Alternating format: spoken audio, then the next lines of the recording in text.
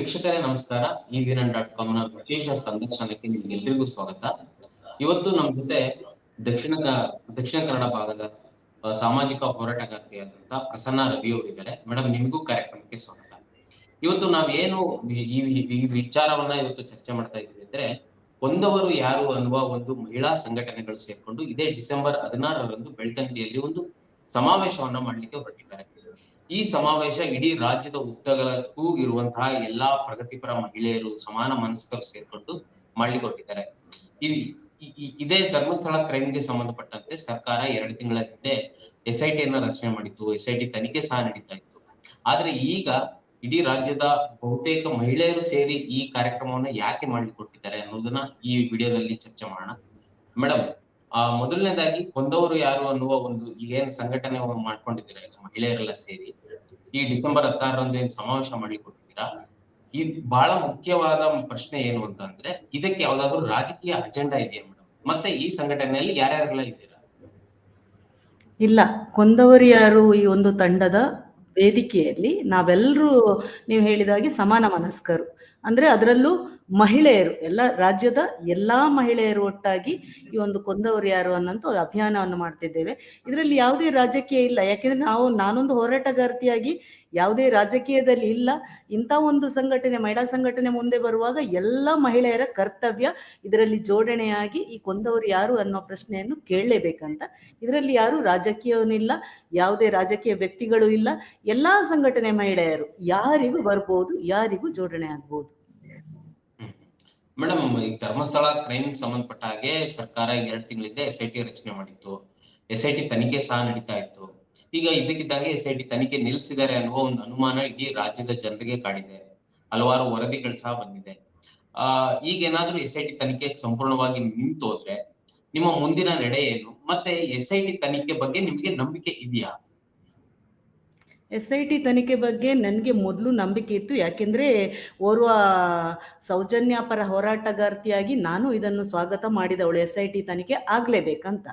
ಆದರೆ ಇತ್ತೀಚಿನ ದಿನಗಳಲ್ಲಿ ಬೆಳವಣಿಗೆ ನೋಡುವಾಗ, ಕೋರ್ಟಿಗಳಲ್ಲಿ ದಾಖಲೆಯನ್ನು ಕೊಡುವಾಗ, ಈ ಒಂದು ಕೆಲವರು ಬಂದು ಸಾಕ್ಷಿದಾರರು ಬಂದು ಇಲ್ಲಿ ಮಾತನಾಡುವಾಗ ನಮಗೂ ಏನೋ ಒಂದು ಇದರೊಳಗೆ ಏನಾಗ್ತದೆ ಉಂಟು ಅಂತ ಒಂದು ಭಾವನೆ ಮೂಡಿತು. ಹಾಗಾಗಿ ಮುಂದಿನ ದಿನಗಳಲ್ಲಿ ನಾನು ಭಾವಿಸ್ತೇನೆ ಇನ್ನೊಮ್ಮೆ SIT ತನಿಖೆ ಆಗ್ಬೋದು. ಯಾಕೆಂದ್ರೆ ಇದೊಂದು ಬುರುಡೆ ಕೇಸಿಗೆ ಮಾತ್ರ ಸಂಬಂಧಪಟ್ಟ ಅಲ್ಲ, ಚಿನ್ನಯ್ಯ ತಂದ ಬುರುಡೆ ವಿಷಯಕ್ಕೆ ಮಾತ್ರ ಅಲ್ಲ, ಅಲ್ಲಿ ಆದಂತಹ ಎಲ್ಲ ಕೊಲೆಗಳಿಗೆ, ಅತ್ಯಾಚಾರಗಳಿಗೆ ಮುಕ್ತಿ ಕೊಡಬೇಕು. ಅಲ್ಲದೆ ಎಷ್ಟೋ ಹೆಣ್ಣು ಮಕ್ಕಳು ಮತ್ತು ಮಹಿಳೆಯರು ಅಲ್ಲಿ ಸಾವನ್ನಪ್ಪಿದ್ದಾರೆ, ಅದರದ್ದು ತನಿಖೆ ಆಗಬೇಕು. ನಮ್ಮ ಮೂಲ ಉದ್ದೇಶ ಬೇರೆ ಏನೂ ಇರಲಿ, ಅಲ್ಲಿ ಮಹಿಳೆಯರಿಗೆ ಅನ್ಯಾಯ ಆಗಿದೆ, ಎಷ್ಟೋ ಅಸಹಜ ಸಾವುಗಳಾಗಿದೆ. ಇದುವರೆಗೆ ಎಷ್ಟೋ ತನಿಖಾ ವರದಿಗಳನ್ನು ಕೊಟ್ಟರು ಸಹ ನಾವು ಎಣಿಸಿದ್ದೇವೆ ಒಂದು ಸರ್ಕಾರ ಏನೋ ಮಾಡಿತು, ಆದರೆ ಮುಂದಿನ ದಿನಗಳಲ್ಲಿ ಏನಾದರೂ ಒಂದು ತನಿಖೆಯಿಂದ ಹೊರಗೆ ಬರ್ಬೋದು ಅಂತ ಹೇಳುವಾಗ ಬೆಳವಣಿಗೆ ನೋಡುವಾಗ ಸ್ವಲ್ಪ ಗೊಂದಲ ಆಯಿತು. ಆದರೆ ಇನ್ನು ಮುಂದೆ ಇದು ಆಗ್ತದೆ ಅಂತ ಭಾವನೆ. ಆಗದಿದ್ರೆ ಮಹಿಳೆಯರೆಲ್ಲ ಒಟ್ಟಾಗಿ ಹೋರಾಟ ಮಾಡಲೇಬೇಕಾಗ್ತದೆ. ಮೇಡಮ್, ಈಗ ಸರ್ಕಾರ ಬಹಳ ಮುಖ್ಯವಾಗಿ ಸರ್ಕಾರನೇ SIT ನ ರಚನೆ ಮಾಡಿದ್ದು. ಸರ್ಕಾರದ ಉಪಮುಖ್ಯಮಂತ್ರಿಗಳು ಷಡ್ಯಂತ್ರ ಅಂತ ಅಂದ್ಬಿಡ್ತಾರೆ. ಇದೊಂದು ರಾಜಕೀಯ ಗೊಂದಲಕ್ಕೂ ಸೃಷ್ಟಿಯಾಗತ್ತೆ. ಬಹಳ ಮುಖ್ಯವಾಗಿ ಗಮನಿಸಬೇಕಾಗಿರೋದೇನು ಅಂದ್ರೆ, ಸರ್ಕಾರಕ್ಕೆ ಈ ತನಿಖೆ ಪ್ರಾಮಾಣಿಕವಾಗಿ ನಡೆದು ಇದರಿಂದ ನ್ಯಾಯ ಹೊರಗಡೆ ಬರ್ಬೇಕು ಅನ್ನುವ ಕಾಳಜಿ ಇದೆ ಅನ್ಸುತ್ತೆ ನಿಮಗೆ? ಸರ್ಕಾರ ಯಾವ ಉದ್ದೇಶಕ್ಕೆ ಕೊಟ್ಟರು ಅಂತ ಈಗ ನಾವು ಚರ್ಚೆ ಮಾಡಬೇಕಾಗ್ತದೆ. ಯಾಕಂದರೆ ಮೊದಲು ನಾನು ಎಣಿಸಿದ್ದೇನೆ, ಪರಮೇಶ್ವರ್ ಅಲ್ಲಿ ಹೇಳುವಾಗ ತನಿಖೆ ಆಗಲಿ, ನೀವು ಯಾಕೆ ಮಾತಾಡ್ತೀರಿ ಅಂತ ವಿರೋಧ ಪಕ್ಷದವರಿಗೆ ಕೇಳ್ತಾ ಇದ್ರು, ಒಳ್ಳೆಯ ಪ್ರಶ್ನೆ. ಆದರೆ ಮತ್ತೆ ಮತ್ತೆ ಅವ್ರದ್ದು ಉದ್ದೇಶ ನೋಡುವಾಗ ಯಾರದ ಒಂದು ಕಳಂಕ ತೆಗಿಲಿಕ್ಕೆ ಅಂತ ಹೇಳುವಾಗ ನನಗೆ ಆಯಿತು, ಇಲ್ಲಿವರು ಯಾರದ ಒಂದು ಕಳಂಕ ತೆಗಿಲಿಕ್ಕೆ ಬೇಕಾಗಿ ಒಂದು SIT ತನಿಖೆ ಮಾಡ್ತಿದ್ದಾರಾ ಅಥವಾ ಯಾರಿಗಾದ್ರೂ ನ್ಯಾಯ ತೆಗೆಸಿಕೊಡ್ಲಿಕ್ಕೆ ಮಾಡ್ತಿದ್ದಾರೆ ಅನ್ನೋ ಪ್ರಶ್ನೆ. ಮಂತ್ರಿಯನ್ನ ನಾನು ಬಿಟ್ಟು ಬಿಟ್ಟಿದ್ದೇನೆ, ಯಾಕೆಂದ್ರೆ ನನಗೆ ಅವಶ್ಯಕತೆ ಇಲ್ಲ. ಅಲ್ಲಿ ಮುಖ್ಯಮಂತ್ರಿಗಳು ಆದೇಶ ಮಾಡಿದ್ದಾರೆ, ಹಾಗಾಗಿ ಮುಖ್ಯಮಂತ್ರಿಗಳು ಷಡ್ಯಂತ್ರ ಹೇಳುವುದಾದ್ರೆ ಅವ್ರಿಗೇನ ಇರ್ಬೋದು ಷಡ್ಯಂತ್ರ. ನಾವು ಮಾಡುವ ಷಡ್ಯಂತ್ರವಾದ ಅವರು ಷಡ್ಯಂತ್ರದಲ್ಲಿ ಇದರಲ್ಲಿ ಭಾಗಿಯಾಗಿದ್ದಾರೆ. ನನ್ನ ಒಂದು ಕಾಳಜಿ, ಸರ್ಕಾರ SIT ತನಿಖೆಗೆ ಆದೇಶ ಮಾಡಿದ ನಂತರ ಅವರು ಫ್ರೀ ಹ್ಯಾಂಡ್ ಆಗಿ ಕೊಡಬೇಕಿತ್ತು. ಅದರಲ್ಲಿ ಮೂಗು ತೂರಿಸೋ ಅವಶ್ಯಕತೆನೇ ಇಲ್ಲ. ಒಬ್ಬೊಬ್ಬನೇ ಬಂದು ಸ್ಟೇಟ್ಮೆಂಟ್ ಕೊಡೋ ಅವಶ್ಯಕತೆ ಇಲ್ಲ. ಉಪಮುಖ್ಯಮಂತ್ರಿ ಯಾವ ನೀವ ಸ್ಟೇಟ್ಮೆಂಟ್ ಕೊಡ್ಲಿಕ್ಕೆ? ಷಡ್ಯಂತ್ರ ಅಂತ ಹೇಳಲಿಕ್ಕೆ ಇಲ್ಲಿ ಏನಾದ್ರೂ ಅವರು ವರದಿ ಕೊಟ್ಟಿದ್ದಾರಾ ಅಥವಾ ಇವರದ್ದು ಇನ್ವಾಲ್ವ್ಮೆಂಟ್ ಉಂಟಾ? ಯಾರ ಷಡ್ಯಂತ್ರ ಉಪಮುಖ್ಯಮಂತ್ರಿಗೆ ಗೊತ್ತುಂಟ ಏನೋ ನಂಗೆ ಗೊತ್ತಿಲ್ಲ. ಅವರದೇ ಷಡ್ಯಂತ್ರ ಇರ್ಬೇಕಿದ್ರೆ ಏಕಾಏಕಿ ತನಿಖೆ ಹಂತದಲ್ಲಿ ಇರುವಾಗ್ಲೇ ಇವರು ಒಂದು ಷಡ್ಯಂತ್ರ ಕೊಡುದಾದ್ರೆ ಇವರು ಯಾರು? ನಾನು ಅದೇ ಹೇಳೋದು, ಯಾವುದೇ ತನಿಖೆ ಆಗುವಾಗ ಸರ್ಕಾರ ನೀವು ತನಿಖೆಗೆ ಕೊಟ್ಟಿದ್ದೀರಿ ಅಂತ ಹೇಳಿಕೊಂಡು ಅದನ್ನು ನೀವು ಮಾಡುದಲ್ಲ, ಅವರಿಗೆ ಫ್ರೀ ಹ್ಯಾಂಡ್ ಆಗಿ ಕೊಡಬೇಕು. ನೀವು ಯಾರು ತನಿಖೆ ಮಾಡ್ಲಿಕ್ಕೆ? ನೀವು ಸ್ಟೇಟ್ಮೆಂಟ್ ಕೊಡ್ಲಿಕ್ಕೆ ಯಾರು? ಅವರಿಗೆ ಯಾರು ಸಂಬಂಧ ಇಲ್ಲ. ಉಪಮುಖ್ಯಮಂತ್ರಿಯನ್ನು ಬಿಟ್ಟು ಬಿಡಿ, ಅವ್ರದ್ದೇನಾದ್ರೂ ಅವ್ರ ಹತ್ರ ವ್ಯವಹಾರ ಇದ್ರೆ ವೈಯಕ್ತಿಕವಾಗಿ ನೋಡ್ಕೊಳ್ಳಿ. ಈ ಒಂದು ತನಿಖೆಯಲ್ಲಿ ಅವರು ಮೂಗು ತೂರಿಸುವುದು ಸರಿಯೂ ಅಲ್ಲ, ಇನ್ನೂ ಸರಿಯಲ್ಲ. ಇನ್ನೂ ನಮ್ಗೆ ಬೇಸರ ಆಗ್ತಾ ಉಂಟು. ಇನ್ನೇನಾದ್ರೂ ಅವರು ಸ್ಟೇಟ್ಮೆಂಟ್ ಕೊಟ್ರೆ ಅದಕ್ಕೆ ಮೂಗು ತೂರಿಸಿದ್ರೆ ಅವರಿಗೆ ನಾವು ಧಿಕ್ಕಾರ ಹಾಕ್ಬೇಕಾಗ್ತದೆ, ಉಪಮುಖ್ಯಮಂತ್ರಿಗಳಿಗೆ. ಮೇಡಮ್, ಇದೇ ವಿಚಾರವಾಗಿ ಷಡ್ಯಂತ್ರ ಮತ್ತೆ ಮುಖ್ಯಮಂತ್ರಿ ಉಪಮುಖ್ಯಮಂತ್ರಿಗಳ ಬಗ್ಗೆ ಮಾತಾಡ್ತಲ್ಲ, ಇದೇ ವಿಚಾರವಾಗಿ ಮಾಧ್ಯಮಗಳು ಜನರನ್ನ ದಿಕ್ತಪ್ಪಿಸಿದಾವೆ. ಅದರಲ್ಲೂ ಬಹಳ ಮುಖ್ಯವಾಗಿ ಸ್ಯಾಟಲೈಟ್ ಮಾಧ್ಯಮಗಳು ಜನರನ್ನ ದಿಕ್ಕಿ ತಪ್ಪಿಸುವ ನಡೆಯನ್ನ ನಡ್ಕೊಂಡಿದ್ದಾವೆ. ಅದರಲ್ಲೂ ಒಂದಷ್ಟು ಯೂಟ್ಯೂಬರ್ಸ್ ಈಗ ಏನು ನ್ಯಾಯದ ಪರವಾಗಿ ನಿಂತಿದ್ರೆ, ಇನ್ನೊಂದಷ್ಟು ಜನ ಅತ್ಯಾಚಾರಿಗಳ ಪರವಾಗಿ ನಿಂತಿದ್ದಾರೆ ಅನ್ನುವ ಯಾವುದೇ ಮೇಲ್ನೋಟಕ್ಕಲ್ಲ, ಸತ್ಯ ಜಗಜ್ಜಾಹೀರಾಗಿದೆ. ಸೊ ಮಾಧ್ಯಮಗಳ ರೋಲ್ ಏನ್ ಪ್ಲೇ ಮಾಡ್ಬೇಕಿತ್ತು ಅನ್ಸುತ್ತೆ ನಿಮ್ಗೆ? ನಾನು ಇವತ್ತು ನಿಮಗೆ ನಾನು ಬೈಟ್ ಕೊಟ್ಟದ್ದು ಒಂದು ಯೂಟ್ಯೂಬರ್ಗಳಾಗಿ. ಎಷ್ಟೋ ಮಾಧ್ಯಮಗಳು ಬೆಂಗಳೂರಿಗೆ ಬಂದರೆ ಬೈಟ್ ಕೊಡಿ, ನಮ್ಮ ಮಾಧ್ಯಮಕ್ಕೆ ಬರಬೇಕು ಅಂತ ಹೇಳಿದ್ರು ಸಹ ನಾನು ಇದುವರೆಗೆ ಸ್ಯಾಟಲೈಟ್ ಚಾನೆಲ್ಗಳಿಗೆ ಹೋಗ್ಲಿಲ್ಲ, ನನಗೆ ಅವಶ್ಯಕತೆಯೂ ಇಲ್ಲ. ಯಾಕೆಂದ್ರೆ ನಮ್ಮ ಹೋರಾಟದಲ್ಲಿ ತಳಮಟ್ಟದಿಂದ ಈ ಒಂದು ಹೋರಾಟವನ್ನು ಎಬ್ಬಿಸಿದಂದ್ರೆ ಆ ಯೂಟ್ಯೂಬರ್ಗಳು. ಇನ್ನಿವರ ಅವಶ್ಯಕತೆ ಇಲ್ಲ. ಕರ್ನಾಟಕದ ಜನತೆ ಸಹ ಅನ್ನ ತಿನ್ನುವವರು. ಈ ಮಾಧ್ಯಮಗಳನ್ನು ಎಲ್ಲ ನೋಡಿ ಆಗಿದೆ ಇವರು ಯಾವ ರೀತಿ ಈ ಕೇಸನ್ನು ಕೊಂಡೋಗ್ತಾ ಇದ್ದಾರೆ. ಇವರಿಗೆ ನಮ್ಗೆ ಗೊತ್ತುಂಟು, ನಾನು ಓಪನ್ ಆಗಿ ಹೇಳಬೇಕಂತ ಇಲ್ಲ. ಒಂದು ಮಾಧ್ಯಮದವರೇ ನನ್ನ ಹತ್ರ ಒಂದು ಮಹಿಳೆಯಾಗಿ ಹೇಳಿದವರುಂಟು, ಕೋಟಿ ನಮ್ಗೆ ಆಫರ್ ಬಂದಿದೆ ಅಂತ. ಆದ್ರೆ ನಾವು ಅದಕ್ಕೆ ಹೋಗ್ಲಿಲ್ಲ ಅಂತ ಗೊತ್ತಿಲ್ಲ ನನ್ಗೆ. ಅವ್ರು ಹೇಳಿದನ್ನು ನಾನು ಹೇಳ್ತಾ ಇದ್ದೇನೆ. ಆದ್ರೆ ಅವರ ವ್ಯಕ್ತಿತ್ವ ಒಂದು ಆಂಕರ್ಗಳಾಗಿ, ಒಂದು ಮಹಿಳಾ ಆಂಕರ್ಗಳಾಗಿ ಮಾಡುದು ನೋಡುವಾಗ ನಮ್ಗೆ ಇವರಿಗೆ ಯಾಕೆ ಇದರಲ್ಲಿ ಇಷ್ಟು ಇಂಟ್ರೆಸ್ಟ್? ಅದೇ ಒಂದು ಹೆಣ್ಣಿನ ಅತ್ಯಾಚಾರ ಕೊಲೆ ಆದಾಗ ಮಾತಾಡುವುದಿಲ್ಲ. ಈ ಕೇಸಿನ ಬಗ್ಗೆ ಇವರಿಗೆ ಯಾಕೆ ಇಷ್ಟು ಇಂಟ್ರೆಸ್ಟ್? ಕಾನೂನುಂಟು, ತನಿಖೆ ಮಾಡ್ತದೆ. SIT ತನಿಖೆ ಆಗುವ ಮೊದಲೇ ಇವರಲ್ಲಿ ಸ್ಟುಡಿಯೋದಲ್ಲಿ ಕೂತು ಪಾಪ ಇಲ್ಲಿ ಯಾರನ್ನ ಕಳಿಸ್ಕೊಂಡು ಪ್ರತಿನಿಧಿಗಳನ್ನು ಕಳಿಸುದು, ಅವರು ಇಲ್ಲಿ ಒಂದು ಸ್ಟೇಟ್ಮೆಂಟ್ ಕೊಡುದು, ಅವರು ಸ್ಟುಡಿಯೋದಲ್ಲಿ ಒಂದು ಮಾತಾಡುದಾದ್ರೆ ಇವರು ಎಲ್ಲಿಗೆ ಹೊರಟಿದ್ದಾರೆ? ಹಾಗಾಗಿ ಕರ್ನಾಟಕದ ಜನತೆಗೆ ಗೊತ್ತುಂಟು, ನಮ್ಮ ಸ್ಯಾಟಲೈಟ್ ಚಾನೆಲ್ಗಳು ಮೇನ್ ಸ್ಟ್ರೀಮ್ಗಳು ಏನು ಮಾಡ್ತವೆ ಅಂತ ಎಲ್ರಿಗೂ ಗೊತ್ತುಂಟು. ಅದನ್ನು ನಾನು ಪರಿಗಣನೆಗೆ ತಗೊಳ್ಳುವುದೂ ಇಲ್ಲ. ಅದರಿಂದ ನಮ್ಗೆ ಏನೂ ಆಗ್ಲಿಕ್ಕಿಲ್ಲ. ನಮ್ಗೆ ಯೂಟ್ಯೂಬರ್ಸ್ಗಳು ಮೊದಲಿಂದ ಹೋರಾಟಕ್ಕಿದ್ದದ್ದು ಯೂಟ್ಯೂಬರ್ಸ್ಗಳು, ಇನ್ನೂ ಯೂಟ್ಯೂಬರ್ಸ್ಗಳು ನಮ್ಮ ಜೊತೆ ಇರ್ತಾರೆ.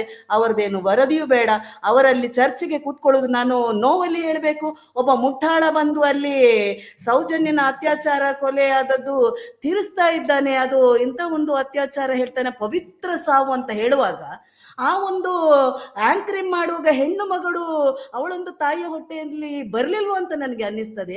ಅಲ್ಲಿ ಕೂತ್ಕೊಳ್ಬೇಕು, ಒಂದು ಡಾಕ್ಟರನ್ನು ಕೂತ್ಕೊಳಿಸ್ಬೇಕು, ಒಂದು ಮಹಿಳಾ ಡಾಕ್ಟರನ್ನು ಕೂತ್ಕೊಳ್ಳಿಸಿ ಅದು ಪವಿತ್ರ ಸಾವು ಅಂತ ಕ್ವಶನ್ ಅವರಿಗೆ ಕೇಳಬೇಕೆ ವಿನಃ ಯಾವುದೇ ಎಲ್ಲ ಪೊಲೀಸ್ ಅಧಿಕಾರಿಗಳು ಈ ಕೇಸನ್ನು ದಾರಿ ತಪ್ಪಿಸ್ಲಿಕ್ಕೆ ಹೋದವರನ್ನು ಕೂತ್ಕೊಳ್ಳಿಸಿ ಅಲ್ಲಿ ಚರ್ಚೆ ಮಾಡುದು ಹೇಳುವಾಗ ಇಲ್ಲಿ ಯಾರು ಡಾಕ್ಟರ್ಗಳು ಇಲ್ವಾ? ಇವರು ಯಾರ್ಯಾರು ನಾನು ಅವರು ಸೋಷಿಯಲ್ ವರ್ಕರ್ ಹಾಗಂತ ಬಾಯಿಗೆ ಬಂದು ಮಾತಾಡ್ಲಿಕ್ಕೆ ಆಗುದಿಲ್ಲ. ಅವನ ಹೆಸರಟ್ಲಿಕ್ಕೂ ನನಗೆ ಅಸಹ್ಯ ಆಗ್ತದೆ. ಅವನನ್ನು ತಂದು ಅದನ್ನು ಪವಿತ್ರ ಸಾವು ಅಂತ ಹೇಳುವಾಗ ಇವರಿಗೆ ತೋರಿಸ್ಕೊಡ್ಬೇಕ ನಾವು ಯಾವ ರೀತಿ ಪವಿತ್ರ ಸಾವಂತ? ಇದೆಲ್ಲ ಮೇನ್ ಸ್ಟ್ರೀಮ್ಗಳು ಮಾಡುದು. ಇವರಿಗೆ ಯಾರಾದ್ರೂ ಒಂದು ಅನುಭವಿಗಳು ಸಿಕ್ಕುದಿಲ್ವೋ? FSL ಮಾಡಿದ ಡಾಕ್ಟರ್ನವರಾಗ್ಲಿ, ಯಾವುದೇ ಅಲ್ಲಿ ಕೇಸನ್ನು ತಿರುಚಿದವರನ್ನು ತಂದು ಕುತ್ಕೊಳಿಸ್ತಾರೆ ವಿನಃ ನಿಜವಾದ ನಮ್ಮ ಪರನೋ ಅಲ್ಲ ಅವರ ಪರನೋ ಅಲ್ಲ. ಒಂದು ಡಾಕ್ಟರ್ ಇರ್ತಾರಲ್ಲ, ಲೇಡಿ ಡಾಕ್ಟರ್ ಇರ್ತಾರಲ್ಲ, ಅವ್ರ ಹತ್ರ ರಿಪೋರ್ಟ್ ಕೇಳ್ಬಹುದಲ್ಲ, ಅದು ಅತ್ಯಾಚಾರ ಆಗಿದೆ, ಪವಿತ್ರ ಅತ್ಯಾಚಾರ ಆಗಿದೆ ಅಂತ ಅವ್ರು ಹೇಳ್ತಾರಲ್ಲ. ಈ ಮೇನ್ ಸ್ಟ್ರೀಮ್ಗಳನ್ನು ನಮ್ಗೆ ಯಾವುದೇ ಲೆಕ್ಕಕ್ಕಿಲ್ಲ. ಹಾಗಾಗಿ ನಾವು ಗೌರವ ಕೊಡುದು ಮೊದಲು ಯೂಟ್ಯೂಬರ್ಸ್ಗಳಿಗೆ. ಇನ್ನೂ ಯೂಟ್ಯೂಬರ್ಸ್ಗಳು ನಮ್ಗೆ ಯಾವ ಮೇನ್ ಸ್ಟ್ರೀಮ್ ಅವಶ್ಯಕತೆ ಇಲ್ಲ. ಇದು ನನ್ನ ವೈಯಕ್ತಿಕ ಧರ್ಮಸ್ಥಳ ಕ್ರೈಮ್ ಸಂಬಂಧಪಟ್ಟ ಹಾಗೆ ಮತ್ತೆ ರಾಜ್ಯದ ಬೇರೆ ಕಡೆಯನ್ನು ಈಗ ಮಹಿಳೆಯರಿಗೆ ಅತ್ಯಾಚಾರ ದೌರ್ಜನ್ಯಗಳು ನಡೀತಾ ಇದೆ. ಅದರಲ್ಲಿ ಅದರಲ್ಲೂ ಬಹಳ ಮುಖ್ಯವಾಗಿ ಕರ್ನಾಟಕದ ಬಹುತೇಕರು ಒಂದು ಸೆನ್ಸಿಬಿಲಿಟಿಯನ್ನೇ ಕಳ್ಕೊಂಡಿದ್ದಾರೆ ಅಂತ ಅನ್ಸಲ್ವಾ ನಿಮ್ಗೆ? ಮಹಿಳೆಯರ ವಿಚಾರವಾಗಿ ಒಂದು ಸೆನ್ಸಿಬಲ್ ಆಗಿ ಮಾತನಾಡ್ಬೇಕಾದ, ನೀವೇ ಹೇಳ್ದಾಗೆ ಮಾಧ್ಯಮಗಳು ಸೆನ್ಸಿಬಿಲಿಟಿಯಾಗಿ ಮಾತನಾಡ್ಬೇಕಾದ ಈ ಸಂದರ್ಭದಲ್ಲಿ ಒಂದು ಸೆನ್ಸಿಬಿಲಿಟಿಯನ್ನೇ ಕಳೆದುಕೊಂಡು ಒಂದು ಅತ್ಯಾಚಾರ ಕೊಲೆಯನ್ನ ಪವಿತ್ರವಾಗಿ ಸತ್ತಿದ್ದಾಳೆ ಸೌಜನ್ಯ ಅಂತ ಹೇಳ್ತಾರೆ ಅಂದ್ರೆ ಆ ಒಂದು ಸೆನ್ಸಿಬಿಲಿಟಿನೇ ಕಳ್ಕೊಂಡಿದ್ದಾರೆ ಅನ್ಸಲ್ವಾ ನಿಮ್ಗೆ? ನಾನು ಕಾನೂನಿಗೆ ಗೌರವ ಕೊಡುವವಳು. ಆದ್ರೆ ನಮ್ಗೆ ನೋವನ್ನಿಸ್ತದೆ. ನಮ್ದೇನಾದ್ರೂ ಹೋರಾಟಗಾರರು ಚಿಕ್ಕ ಪುಟ್ಟ ಏನಾದ್ರೂ ಬಾಯಿಂದ ಬಂದ ಕೂಡಲೇ ಪೊಲೀಸ್ ಇಲಾಖೆಗಳೇ ಸುಮೋಟೋ ಕೇಸ್ ಆಗ್ತದೆ.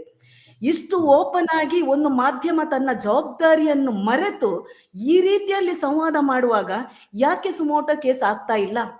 ನಮ್ಮ ನ್ಯಾಯಾಂಗ ಕಣ್ಣು ಮುಚ್ಚಿ ಕೂತಿದ, ಕಾರ್ಯಾಂಗ ಕಣ್ಣು ಮುಚ್ಚಿ ಕೂತಿದ, ಶಾಸಕಾಂಗ ಎಲ್ಲರೂ ಸೇರಿ ಈ ಮಾಧ್ಯಮಗಳಿಗೆ ಯಾಕೆ ಕಡಿವಾಣ ಆಗ್ತಾ ಇಲ್ಲ? ಇದರ ಮೇಲೆ ಸುಮೋಟೋ ಕೇಸ್ ಯಾಕೆ ಆಗ್ತಾ ಇಲ್ಲ ಅಂತ ನನ್ನ ಪ್ರಶ್ನೆ. ಯಾಕೆಂದ್ರೆ ಮಹಿಳೆಯರಿಗೆ ಹೇಳುವವರು ಕೇಳುವವರು ಯಾರು ಇಲ್ವಾ? ಹಾಗಾಗಿ ಕಣ್ಣು ಬಿಡ್ಬೇಕಲ್ಲ. ಇವರು ಸದನದಲ್ಲಿ ಮಾತಾಡ್ತಾ ಇದ್ದಾರಲ್ಲ, ದೊಡ್ಡ ದೊಡ್ಡ ಮಾತಾಡ್ತಿದ್ದಾರಲ್ಲ ಈ ಮಿನಿಸ್ಟರ್ಗಳು, ಕೆಲವು MLAಗಳು, ಇವರಿಗೆ ಮಾಧ್ಯಮದಲ್ಲಿ ಈ ರೀತಿ ಚರ್ಚೆಗಳಾಗುವಾಗ ಸುಮೋಟೋ ಕೇಸ್ ಹಾಕೊಂಡು ಇವರ ಮೇಲೆ ಕೇಸ್ ಯಾಕೆ ಹಾಕ್ಬಾರ್ದು? ಪ್ರತಿಯೊಂದಕ್ಕೂ ಹೋರಾಟಗಾರರೇ ಕೇಸ್ ಹಾಕ್ಲಿಕ್ಕೆ ಹೋಗ್ಬೇಕಾ? ಇದನ್ನು ಇಡೀ ಜನರ ದಾರಿ ತಪ್ಪಿಸುವಾಗ, ಇವರು ಸುಳ್ಳು ಹೇಳುವಾಗ ಇವರ ಮೇಲೆ ಕೇಸ್ ಹಾಕ್ಬೇಕು.